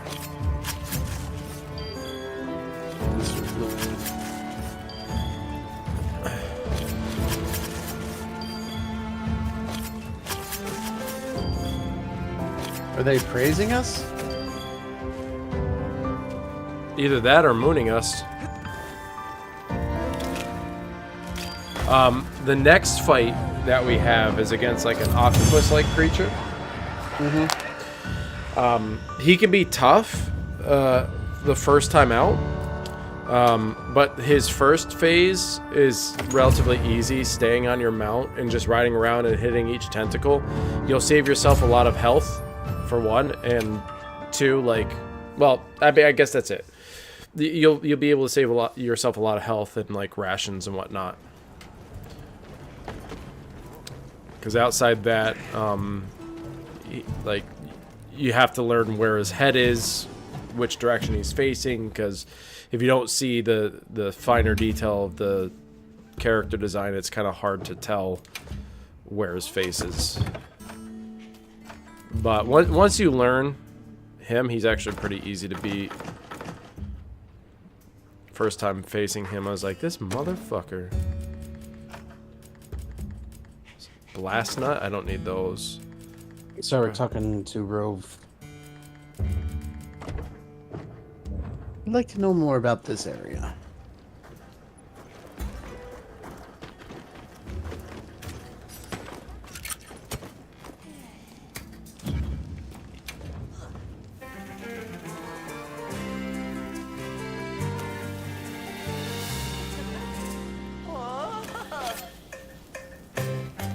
I don't like how games are looking these games. They Doesn't look so half bad. fake.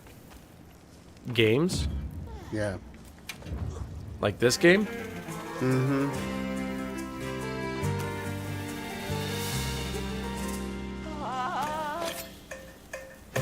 Like on medium settings, it just looks like garbage.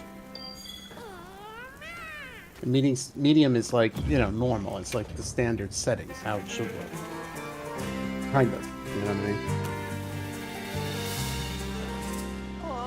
I always, like, right now I have it on performance. I don't even have the graphical setting there. Right.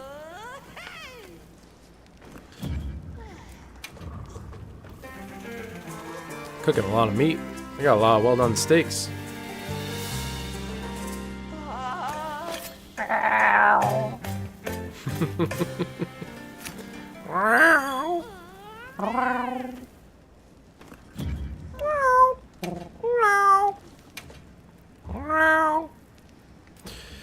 Drool shrooms. Black belt meal. Attack +2, health up. Yeah, why not?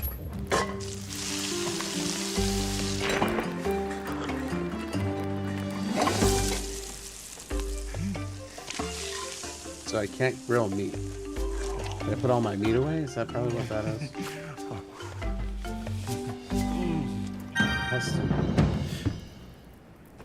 My dude literally just came while eating food. Okay. He did. I swear to God, he just went, oh. Okay. Actually, the next fight you have is probably the Jerrican, which are like big monkey-like creatures. They're really annoying. They have this move where they will do the people's elbow and then slide on their back in the same direction that they fell. They're really, really annoying to face.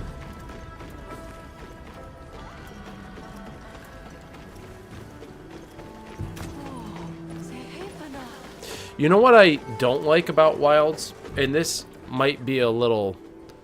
I don't want to say it's a hot take. I hate that phrasing. But I think it's a contrasting dislike.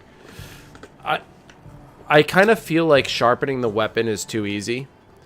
Remember when you used to have to make whetstones or buy them? You don't need to do that now, which is like Right, and it can still actually give you some sharpening where you used to have to like finish the entire action in order for it to sharpen your blade. So it couldn't interrupt, you know what I mean? Yeah. Like, you can partially sharpen your blade and then dodge or roll in the middle of it. I also don't like the fact that... Oh, there we go. Powerful pose. Why do none of these commands ever work? There we go. I also don't like the fact that you still have paintballs. Paintballs are not necessary at this point. Not anymore, no. So, like, why do they still have them? It's silly. Well, I mean, unless you're targeting a specific one, I guess. I don't know. But even still, they show up on the map. Like, I can see I can see an enemy on my map and just follow it. Like, it's a big icon. Which, in the previous games, it was a little dot and then had a blinking circle around it. But once it was out of your sight, you couldn't... You had no idea where it went. Now it's like you just have these bugs that light up your trail in the direction of where you want to go. I'll check our supplies. Not hard to find. Thanks. Maybe I haven't encountered a situation where they're necessary yet. Maybe they are still necessary, but right now they don't feel relevant whatsoever.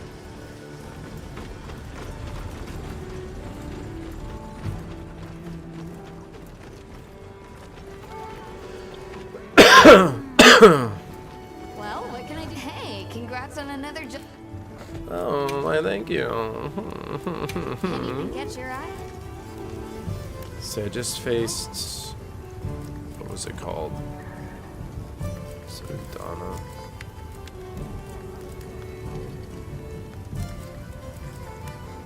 New Udra is the octopus guy. Not that one.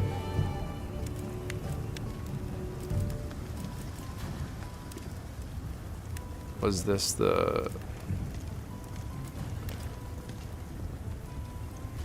New Udra's Mutiny? What? Set bonus skill? What is New Udra's Bad Blood 1? That's interesting.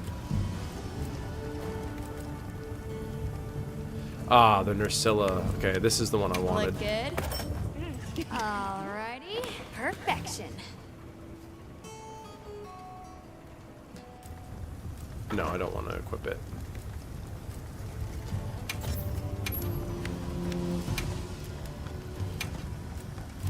Ready to get to Well, work? it hasn't crashed on me, so... That's good. I just went on a couple of hunts. I just killing a whole bunch of stuff in the Windlands and crashed. It's not the first time it's crashed. Ready to get to work? Wait, is this... Does this equate to...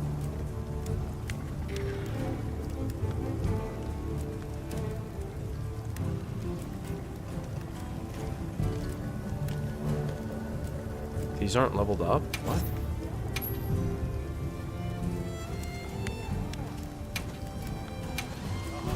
Look good.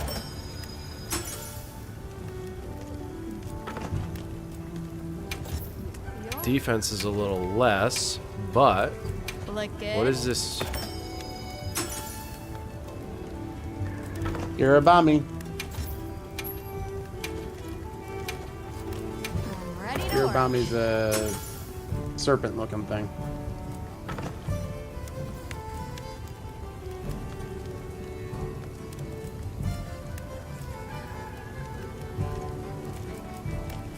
Yeah, you guys can go hide while we fight the Hirabima. Boy.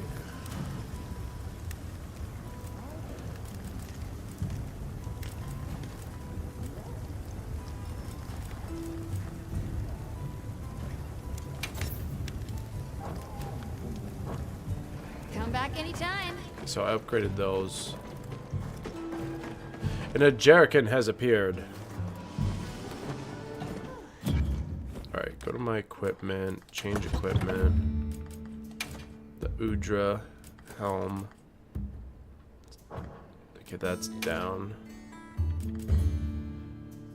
Fire resistance? No, fire resistance I need.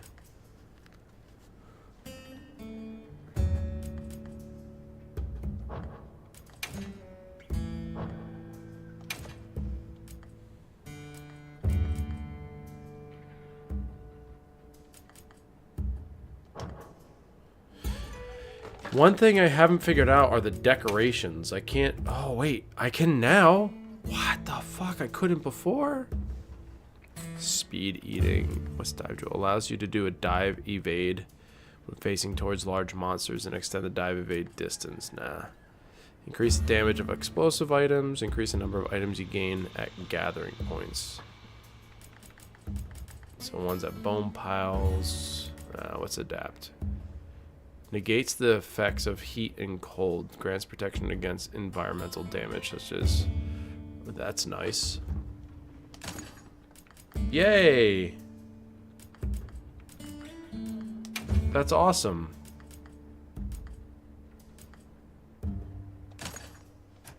Sweet. I couldn't add those before. Now I can.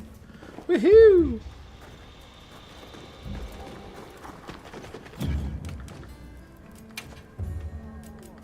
Endemic life? What'd I get? What is this ugly thing? Scale bat? Ugly thing.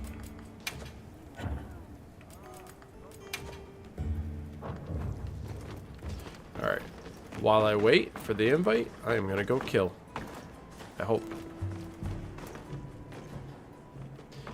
Should we have a look around? If I can find my way out of here. I go up What, this in the way. oil springs or whatever? Yeah. Oil mill. There you go. Wow, what a view! Come on, all over this.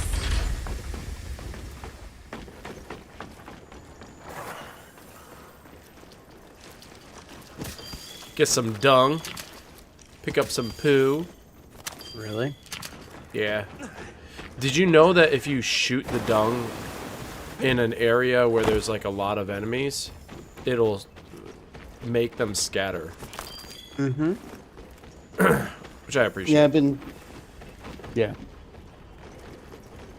There's a lot of different pods that you can use that are either distractors or useful, like paralyzing or blinding.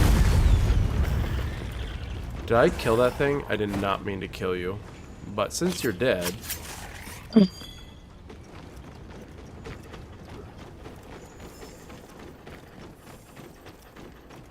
Ooh, a Jerrican. Let's kill you.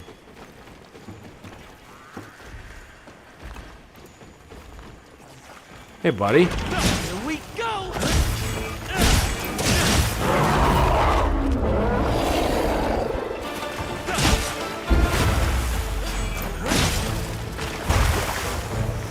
know your moves.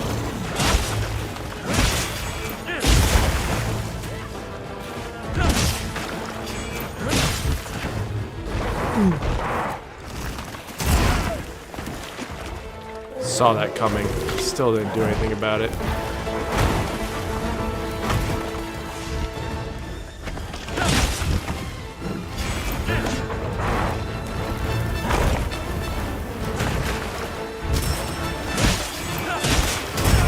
Ah.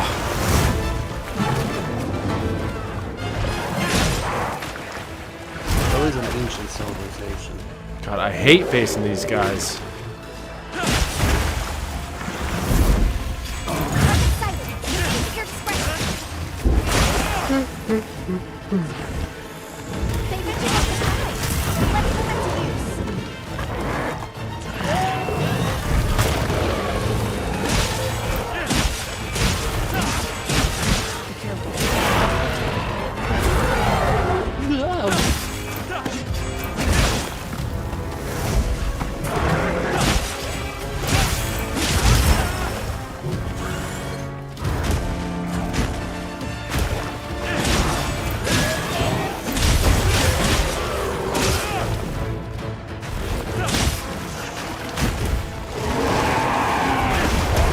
Fought everything up to this point now.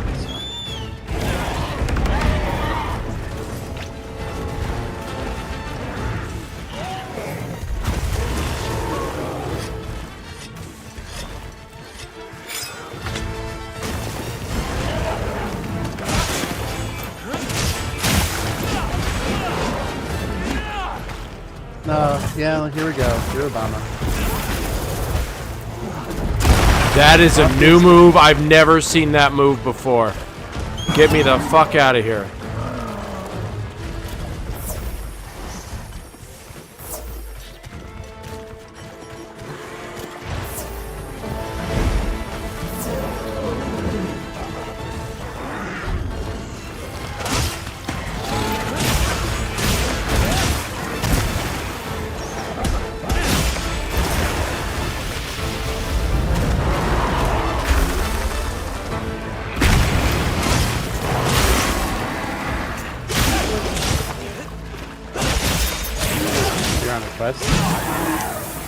Yeah, I'm just... I'll be there in a second.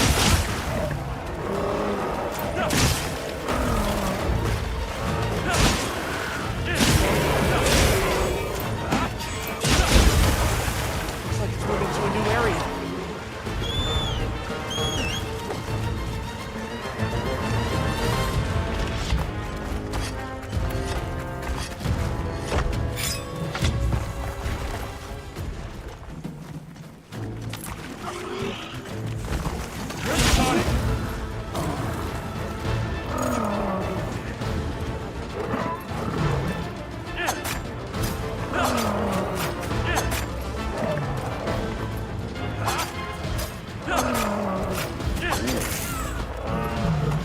Come on.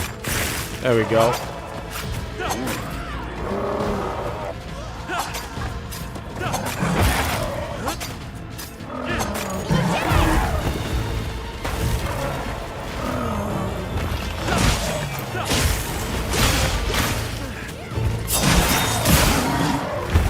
Oh, I fucked you up, buddy.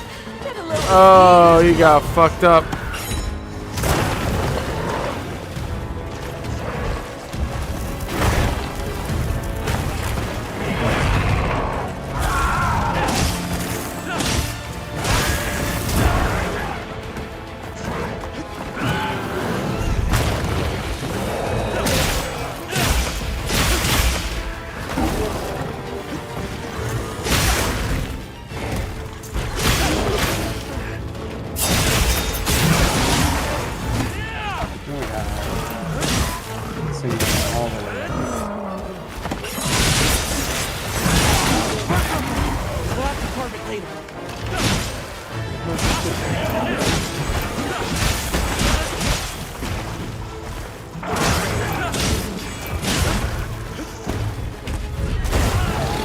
Whatever.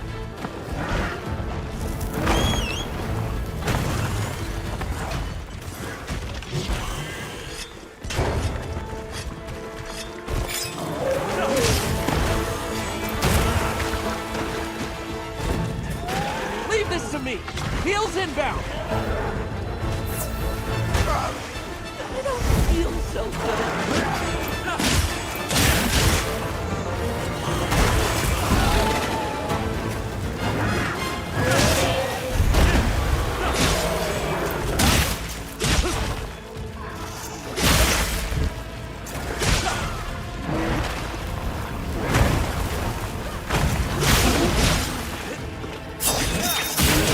We're not setting up here. We're chasing down a monster. Let's take that man down. Come on. Why won't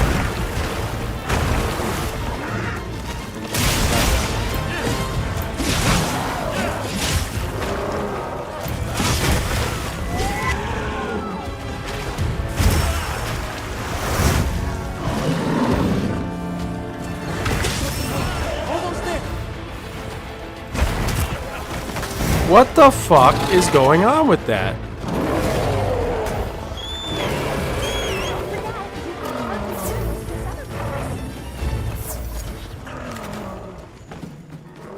What a bastard.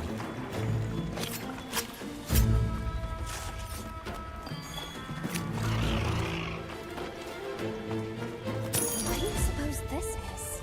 It's an ancient wyvern coin. That's what it is.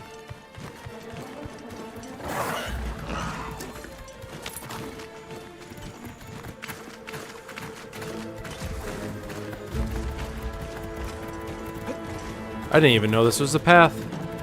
This must be how the wind feels. Why is this stupid thing here too? All ready when you are.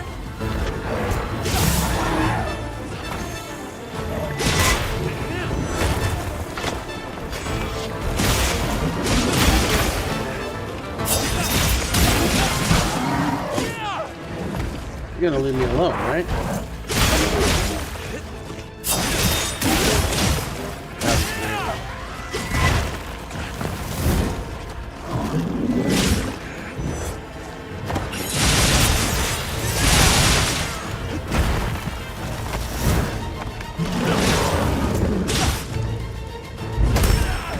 You bitch.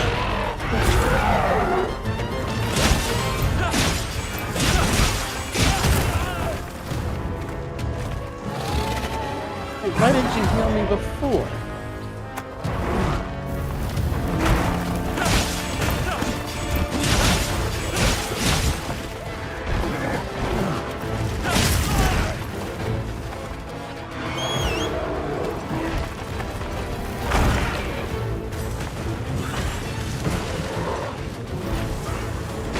Why are you taking so long to kill?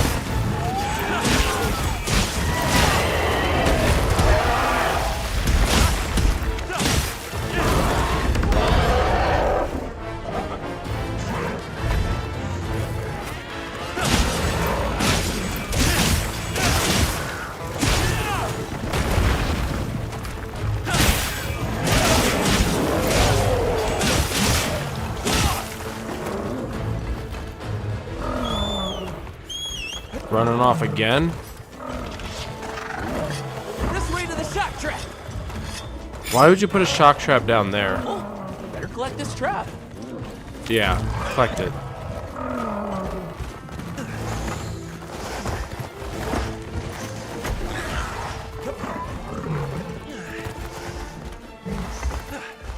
Why'd you jump down? He's going all the way to the top. Oh my fucking lord. You Right, stupid so bird. What am I supposed to get here?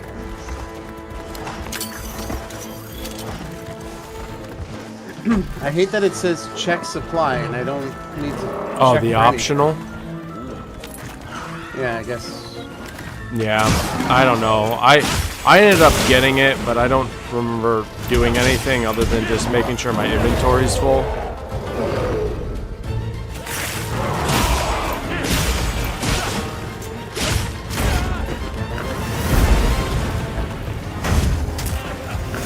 Yo, stop being a bitch. There you go. Now he's dead. Leave this to me. Heels inbound.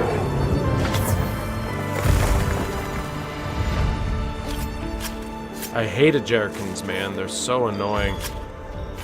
Yay, I got the Morrow, which means I can make the last. This is a rare research opportunity. Can't let it go to waste.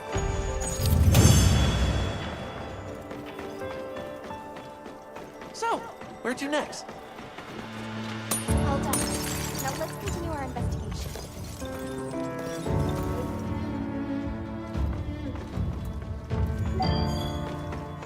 Yay, a lot of Dragonite ore. Okay, let's go into my invitations. Invitation list. And I'm joining the quest.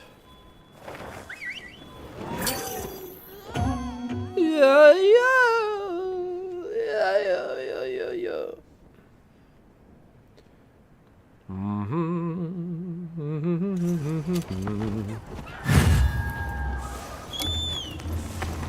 Can't move! What do you mean you can't move? They're too dangerous as a pack. We need to separate them. Using large dung pods could force the pack to disperse.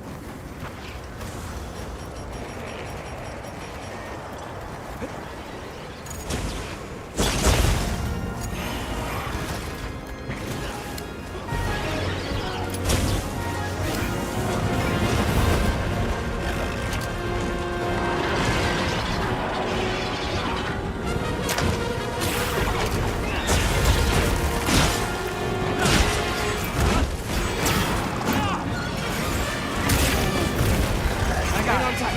Don't get shaken off. Monsters horning in.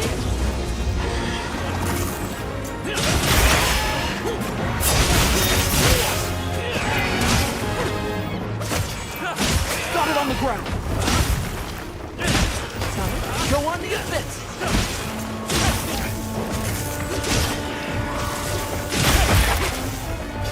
Broken tail. Let's go.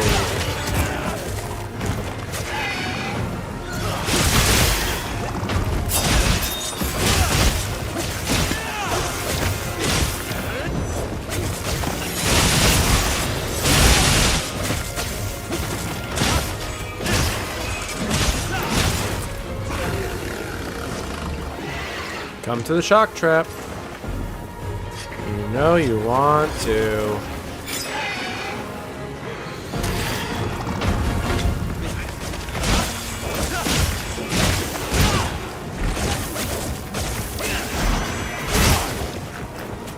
Looks like leading to a new area.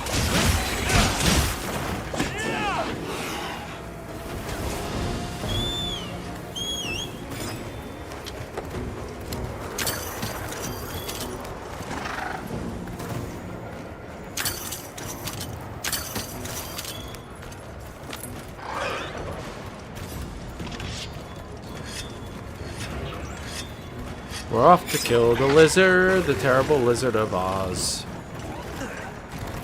Haha.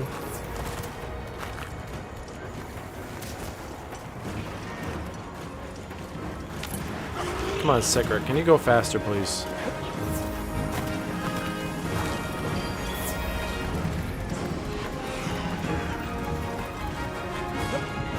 Oh, they left again?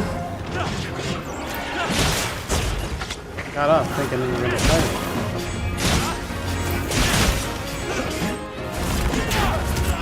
Ow!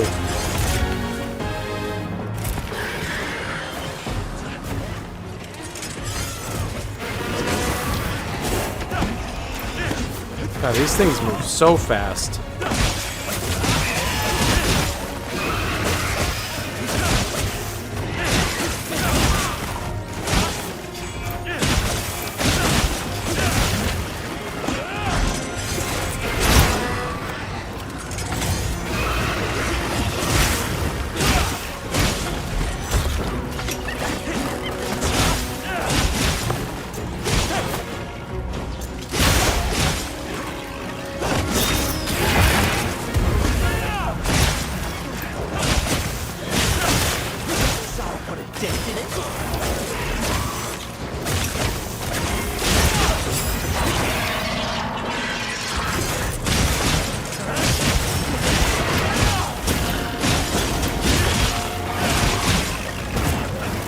Ow.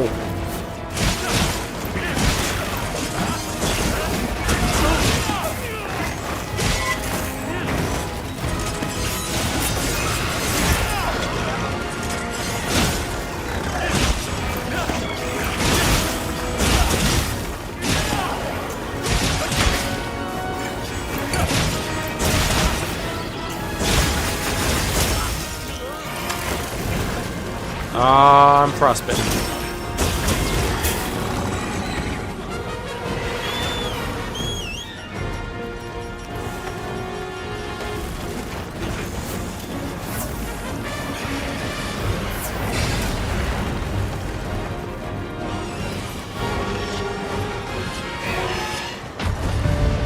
Yay! You did it! We did it. Is the other one just gonna stay up there? Yeah. No, I'm just gonna carve up his better.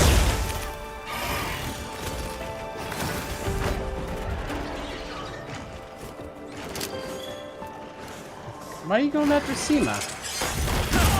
Ow! He smacked me! No, let's finish him.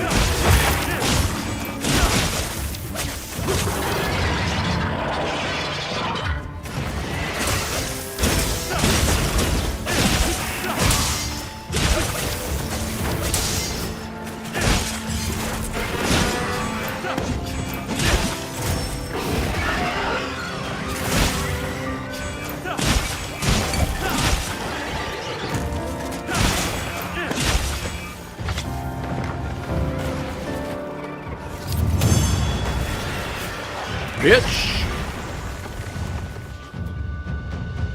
Sweet.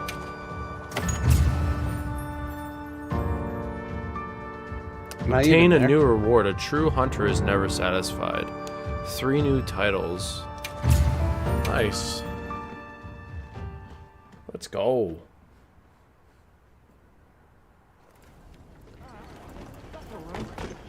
Could have done it in the first place. Hey, congrats on another... Got something in mind? Alright, that means I can get this last piece of armor. I'm ready to work. Alrighty, perfection. So I'm gonna equip, upgrade. Ready to get to work?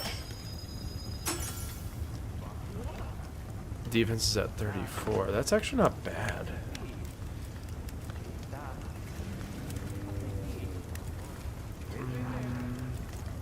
A lot of fortify there.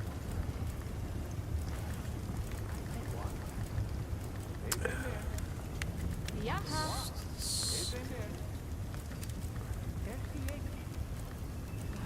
I can get this whole set. Yo, let's Ready go. to get to work?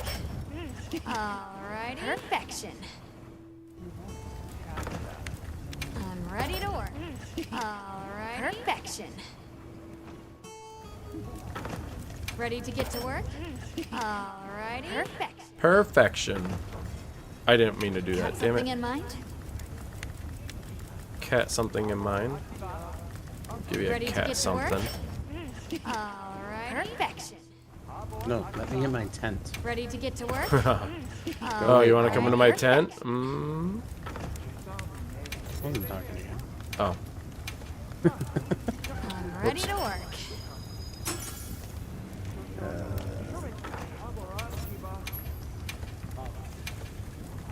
I'm ready to work.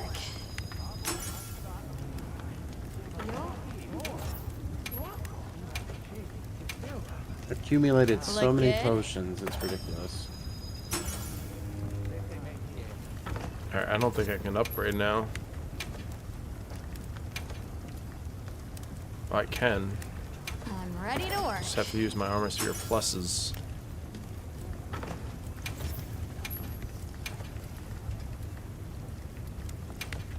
Look good. I need to get new armor spheres or more of them. Running out. Since I'm upgrading everything. Fit you to a T. It's too bad there's nothing you can do as far as the upgrade list. Well, what can I do for you? Well, you can upgrade your armor later on. Jesus Christ, fucking hell. Later you can upgrade your weapons. What's up, Puddles? I literally have to pee and you almost made me tinkle. Just saying. Looking up cabins. What, are you gonna go on a trip?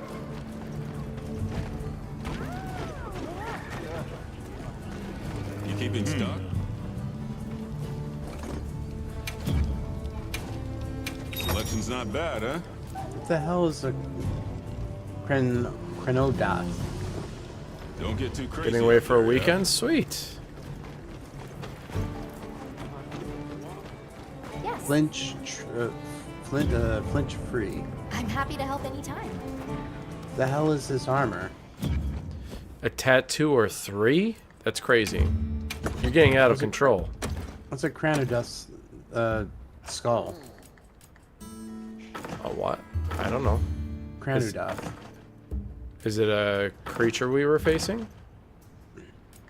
I mean, it requires it. Unless it's one of those bones that I picked up. Could have been. Got some more ingots and stuff. Herbivore shell from the Jashugama.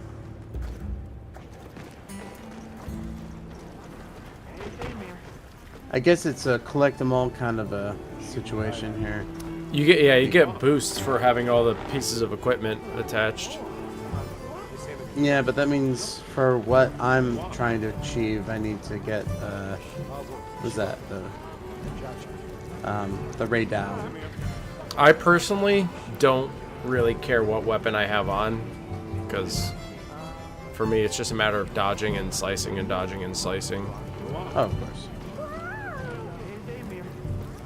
Having the boost would be great to like maybe do more damage, but right now I just want to survive. I'm gonna wait for endgame before I do any of the other stuff, like, you know, really care about buffs and whatnot.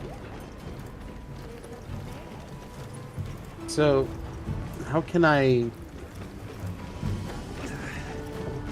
How do I upgrade my... So, if you have... Go to one that has the check mark on it, click on the item, and then they'll go to a sub-menu that will say upgrade. And you have to use armor spheres. Anything I could... I want to smelt. I think it's because I already did it. I've already maxed it out. So there's not much I can do with these right now. Maxed it out? Impossible. Yeah, you showed me how to do that. You said, oh, okay. Skip. You know, so the Ray Sandhelm has got all the way up to level 4. Impossible. I'm just kidding. just kidding. You gotta figure out how to get those other ones. It must be. I didn't know that this was up. Are they like guild missions and stuff like that? To get the other parts of the armor.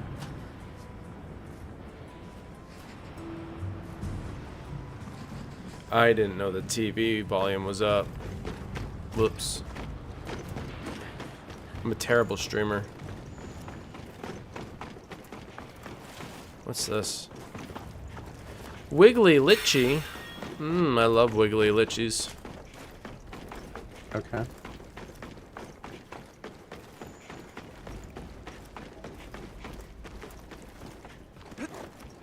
Where are you going? I'm gonna be catching some Gemma would be bugs. all over this. What are you doing? I'm catching creatures. I missed. Oh, I can't kill those or catch those. Damn.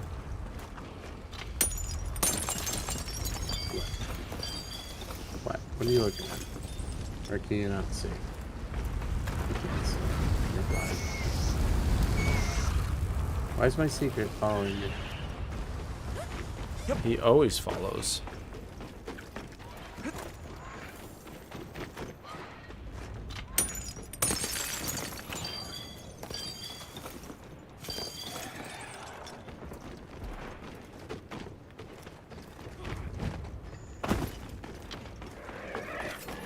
Oh, this is the Cranodoth.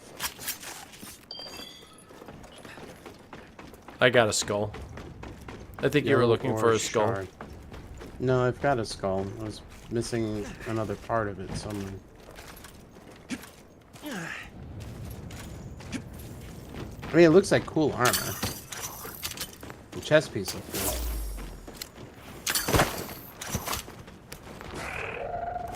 Smoke nut.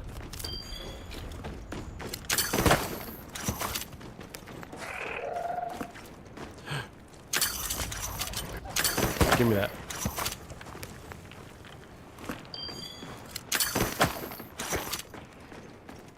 Crud shell's hiding. Unhide yourself, crud shell.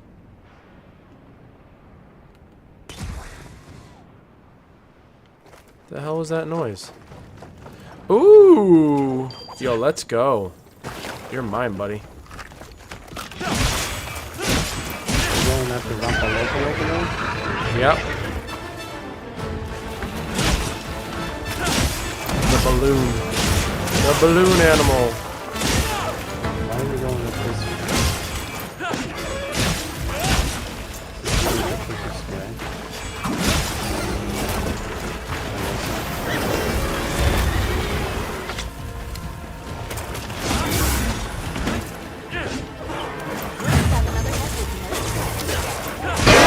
Jesus Christ! Oh my God!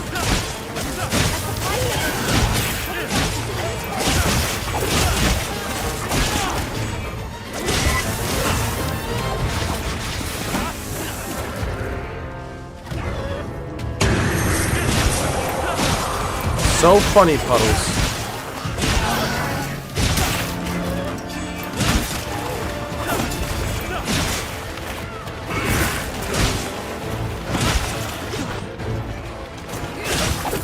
Stop moving.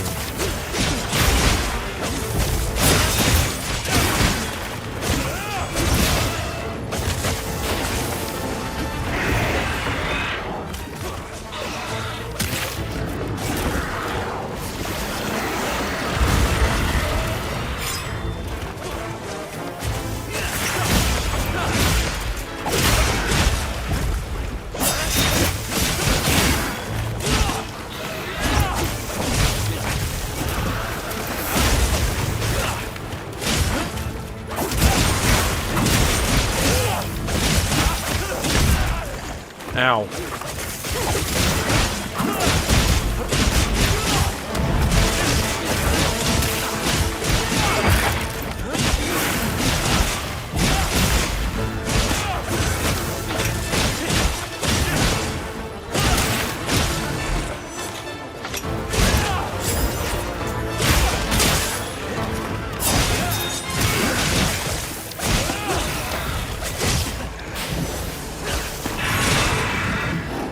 You interrupted my move.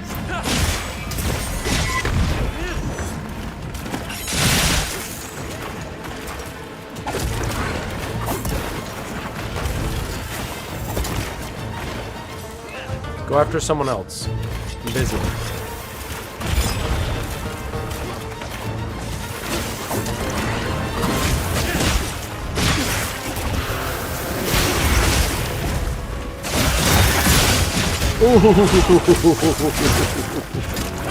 He got smacked.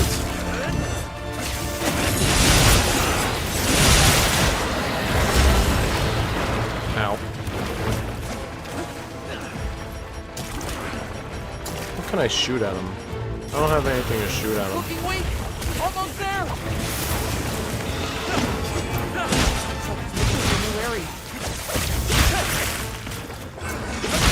Nope.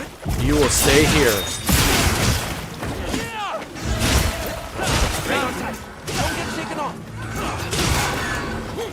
Okay, you're on top of him, but it's perfect.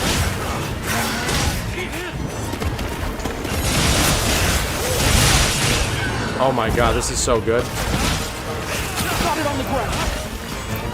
Yo, let's go.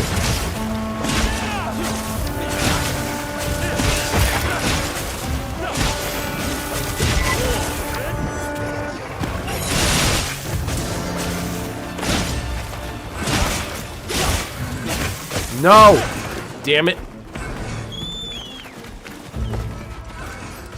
We were doing so good. We almost had him.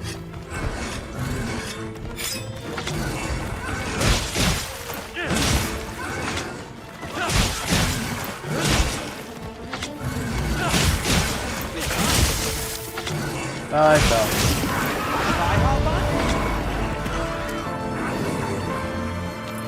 Alright, climb back up, please. Please. That's my partner. I kept running the other direction. I want the reward too. This thing's a Come on up. data. Come get thy reward. Boo, boo, boo. I don't know why we had to like corner him on this. We didn't have to. I just kept hitting them. You get your bins. Got my boons. Got more wyvern coins.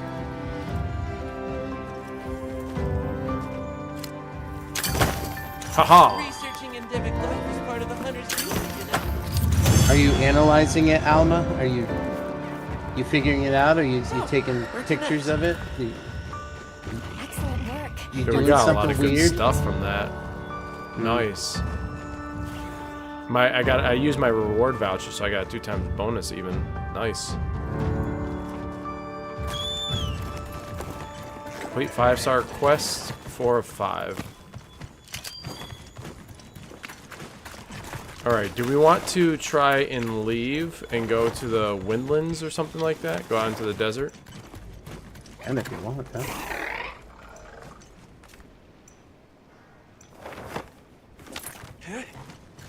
Well, that's not the direction I wanted to go, but... I don't think we can go to the world map yet.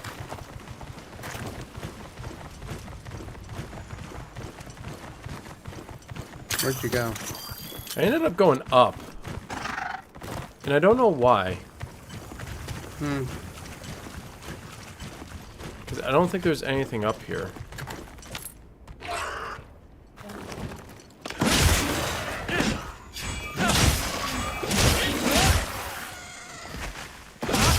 You cannot do this right now, so why can't we go to the world map? We have to go back to home base? I think that's probably what it is. We gotta go back to camp. The fast travel, that is.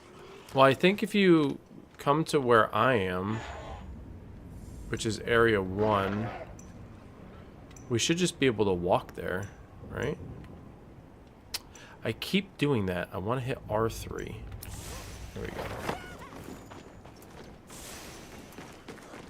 I'll go on ahead then.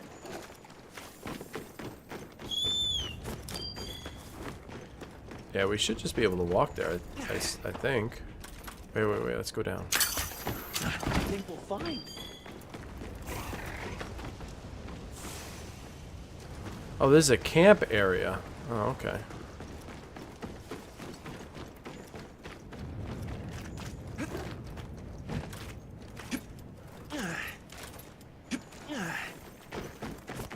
We're heading away from our destination.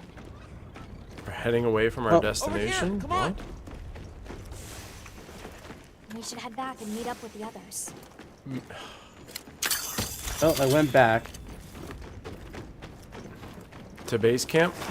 Mm-hmm. And it does absolutely nothing.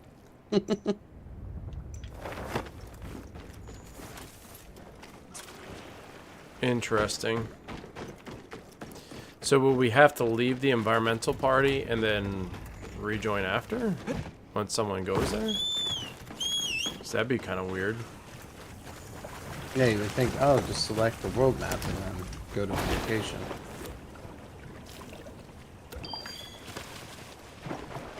No, I don't want it. Whatever it is, I don't want it.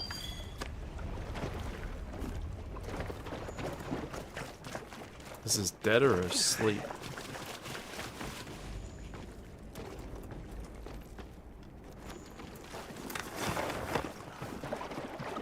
So, you're saying if we go to 1?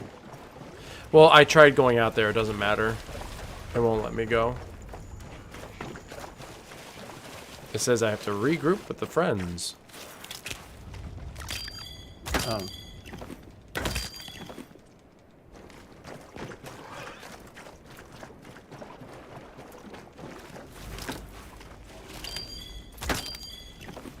Well, I'm gonna actually head out.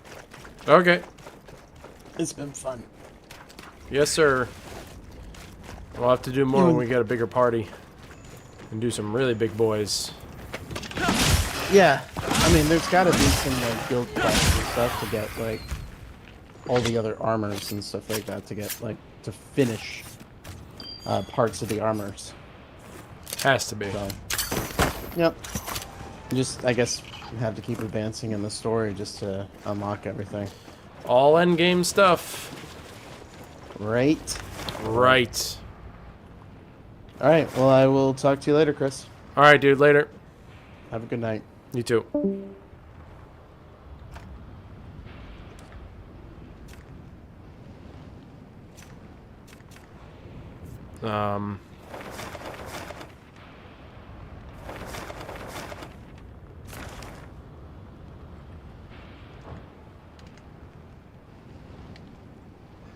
I don't care about that.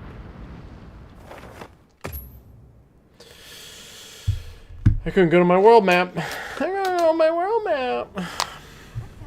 Alright. Leave the Discord.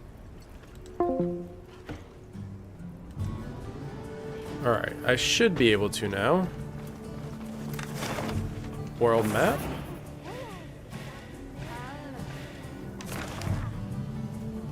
Windland Plains. Base camp. Let's go. Ugh. Ugh.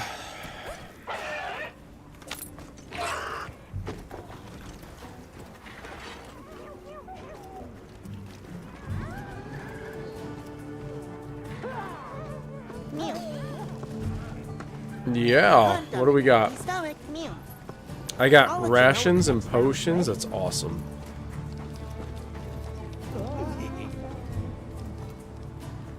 Drop by anytime.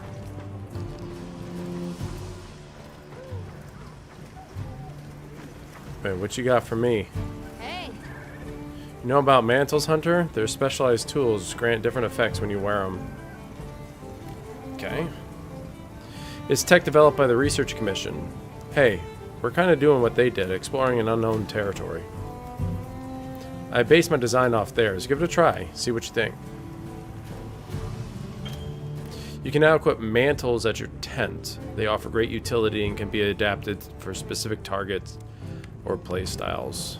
You've received a rock-steady mantle. Mantles can be equipped and change equipment. Once equipped, they can be selected from the item bar.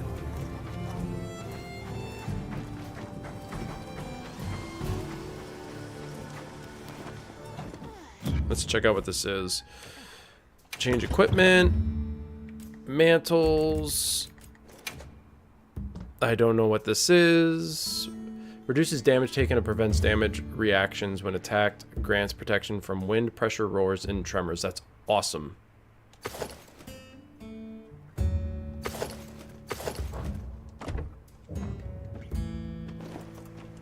Very, very cool. I like that.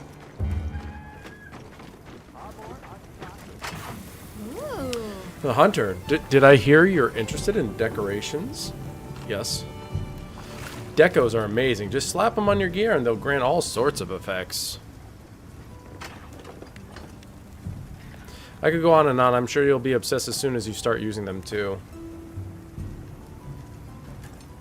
Ugh, decorations are so good. I just want to encrust you head to toe in them. Okay, you're getting a little weird, Gemma.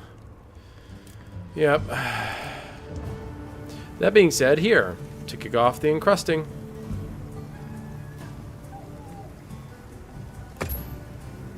Yep.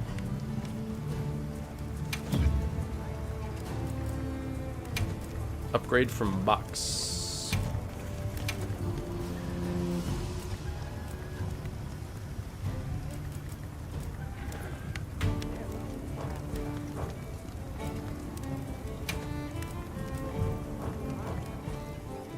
Forge upgrade wish list. Got something in mind? Cat something in mind. I'll give you something. Cat something in mind.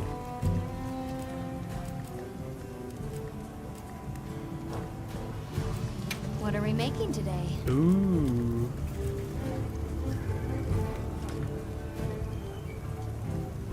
Uthana tentacle? I need another one of those. See you later. Alright, let's go talk to who we need to talk to.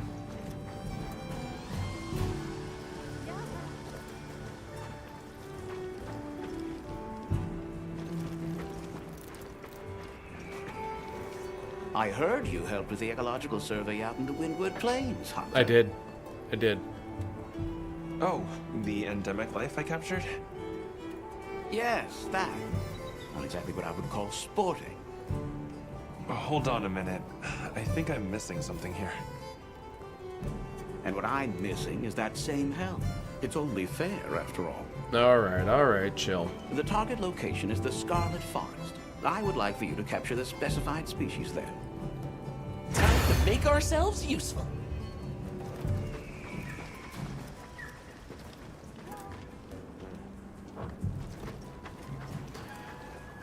So where do I go for this then? Capture Dapperwing. Where would I find a Dapperwing? The hell is a Dapperwing?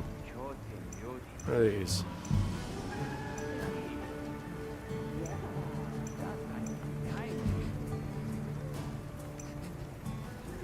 Talioth. What's this? Monos.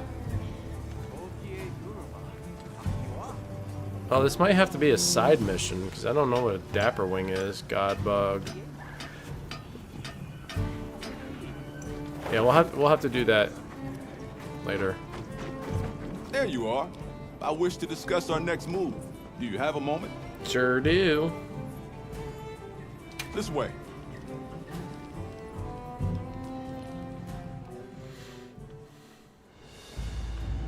All right, good. Everyone's here.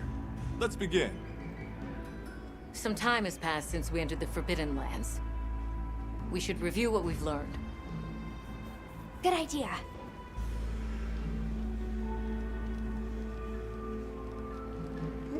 Weather in the Wilk. The weather follows a pattern of seasons. Fallow, then inclemency, and finally a season of plenty. These events occur in a cyclical rhythm. Right. And the rhythm is most likely controlled by the energy flowing through the land spine. That energy is called Wilk, and it's a part of everyday life across these lands. Makes you want to know where it comes from, doesn't it? Maybe.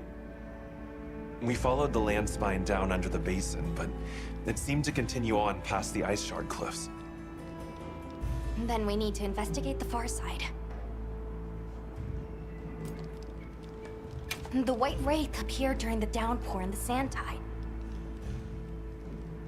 Which lends strong evidence that it's feeding on the elemental energy those inclemencies produce. But isn't it strange, then, that it didn't appear during the Fire Spring? Nah. Indeed. Why didn't it? Because there were many other things there. Perhaps it already has all the elemental energy it needs? Seeing as there have been no further sightings, it'll be hell picking up its trail again. I suggest our unit looks for a way to pass beyond the Ice Shard cliffs. Then I have good news for you. Remember the thick ice blocking the passageway? I have confirmation that the black flame seems to have melted it away. Nice. The path that leads to my village? Let's go. That is fortunate. You can investigate the land spine and the keepers. 2 birds with 1 stone. Then that's our objective. Astrum unit will set up a base camp at the Ice Shard cliffs to further our research. Now we all know what to do. Let's get to it. I don't think her palico was loading in. It was just a floating head. That was weird.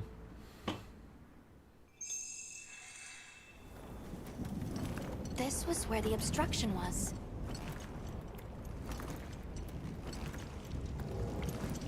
Look! I can finally go home. This way, everyone!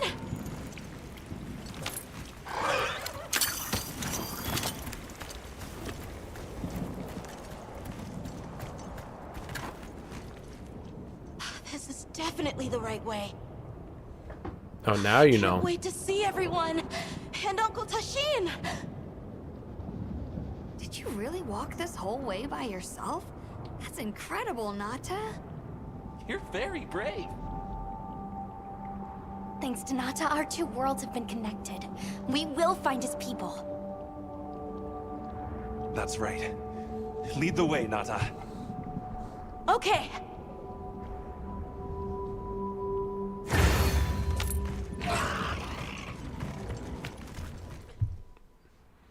Hopefully nothing too serious. We're just going to be going into a new land. That'd be nice. No fights or nothing. It's completely different here. Whoa. I don't remember all these fruits. I dropped a glove. It must be here somewhere. You're going to look for a glove?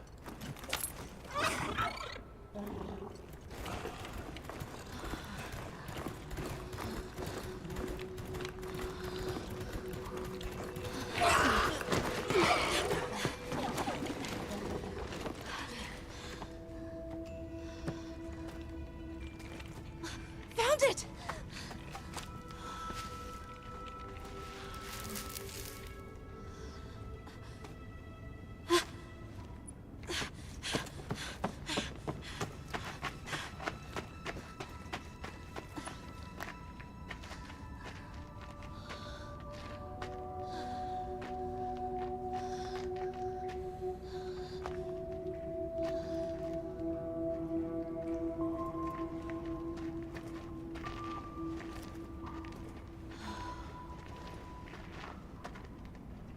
Let's go.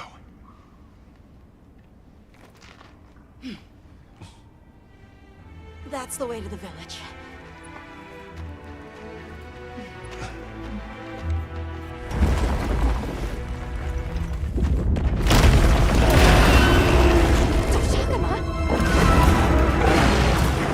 They're corrupted.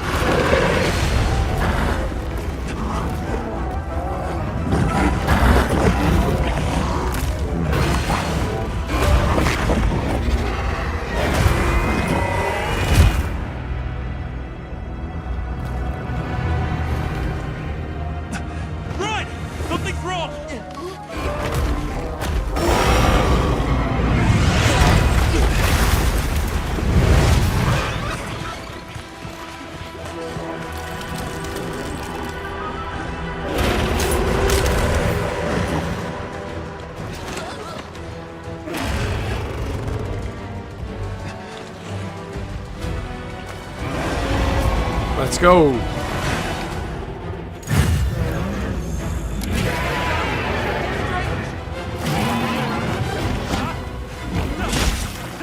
Crystals formed in the pools of will. Didn't Tat create them?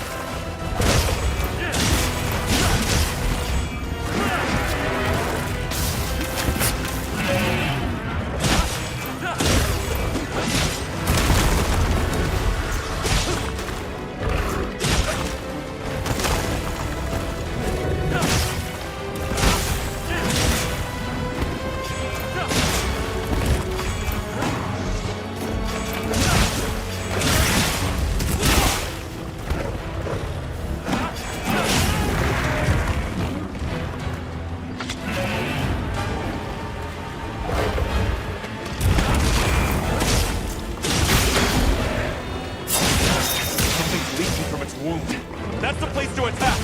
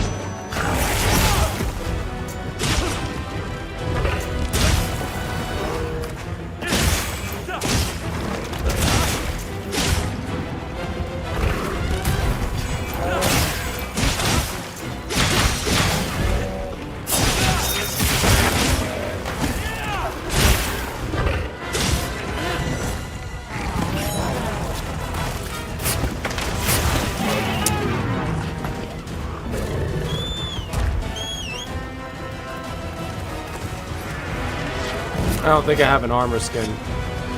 Looks like it's moving to a new area.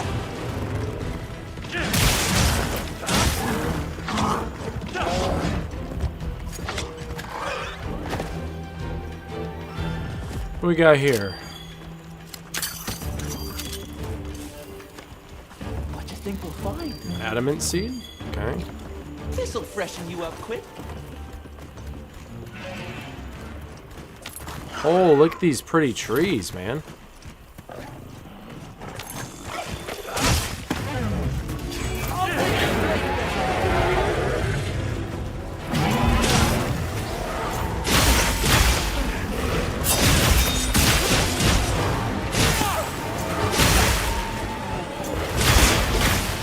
It absorbs the well. Never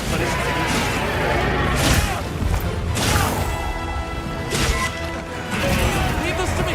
Heels inbound.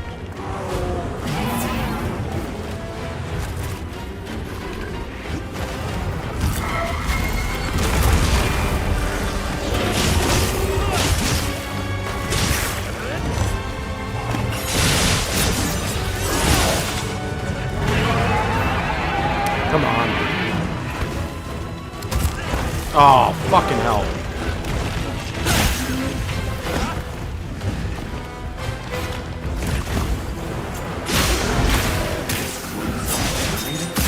I need to destroy them before they fully heal.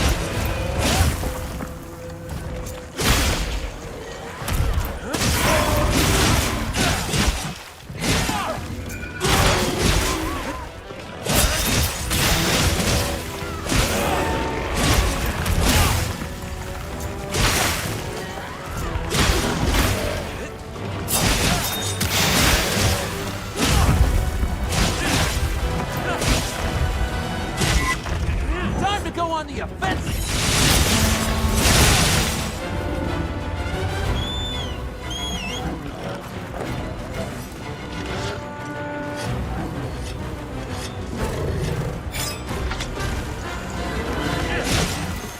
Got him. Get him in the head.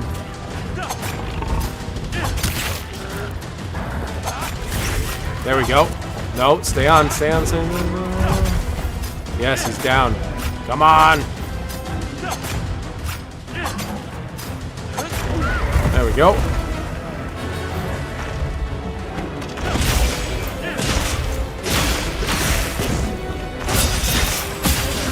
Almost there.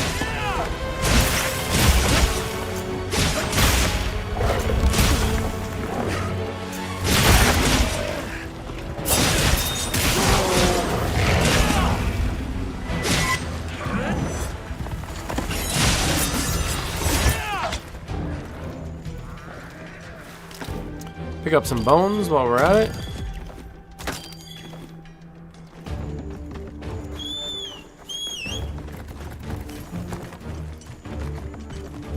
That looks like a good place to set up camp.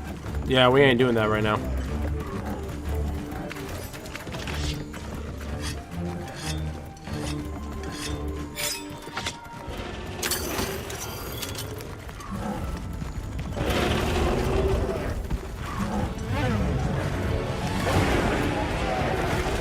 Another monster's horning in.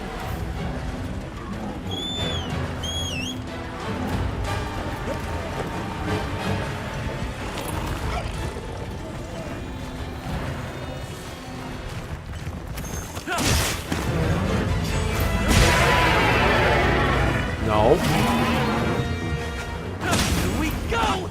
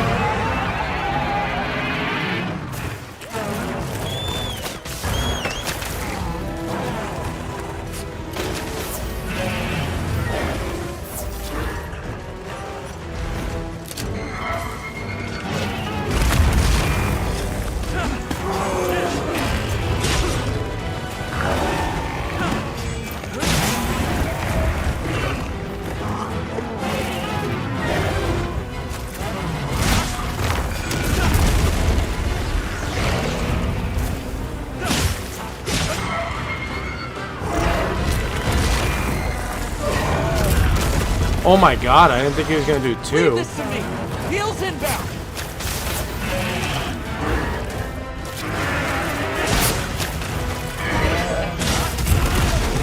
What the fuck? I was under him.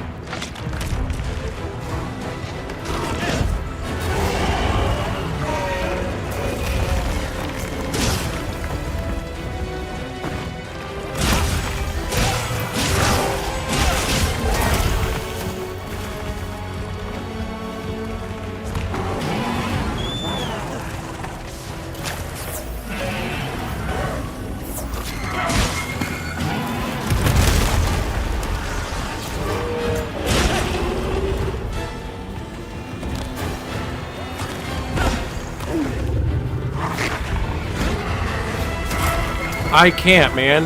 He's so fucking... He's always so fucking far away. God damn.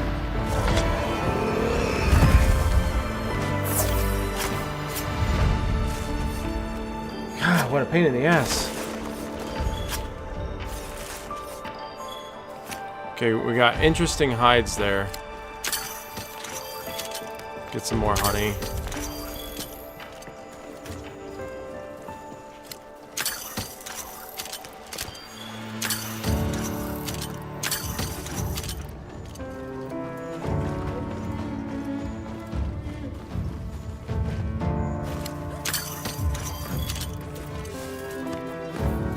Wilkie gemstone.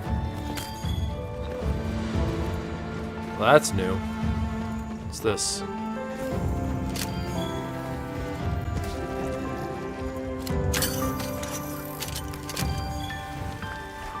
Some dragon pods, that's cool. Oh my god. He wasn't difficult, he was just annoying to fight, you know? The ominous encounter. We don't know what this creature is yet, apparently. Decoration that grants the Leap of Faith skill. Pulling a little Assassin's Creed here. Let's go find the others.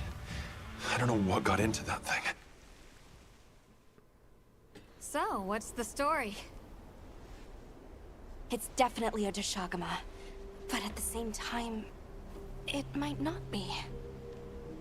It seems to lack reproductive organs, and its stomach and esophagus have atrophied.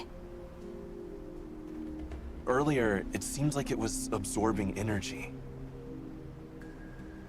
Almost as if it was trying to replenish its power. Hold on. Doesn't that sort of remind you of the White Wraith? It's all speculation. But right now, we shouldn't be out here in the open. Let's continue on to the village. If we know where the village is. Let's keep moving, Hunter. I'll be here when you're ready. Neil effects will wear off soon, that's okay.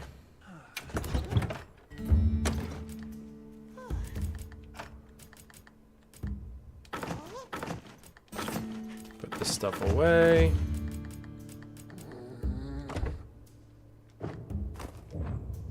I want to see if I can craft anything here. Well, what can I do for you? Yep. Closer to the finish line, the easier it is to trip up. I'm sure you've been there before. Yep. Alright, what is this What new are we thing? making today?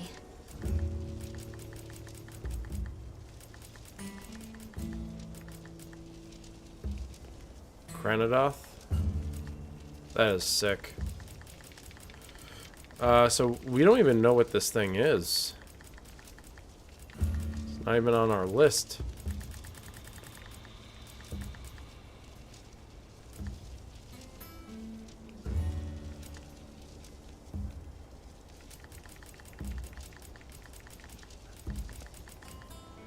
Paragil?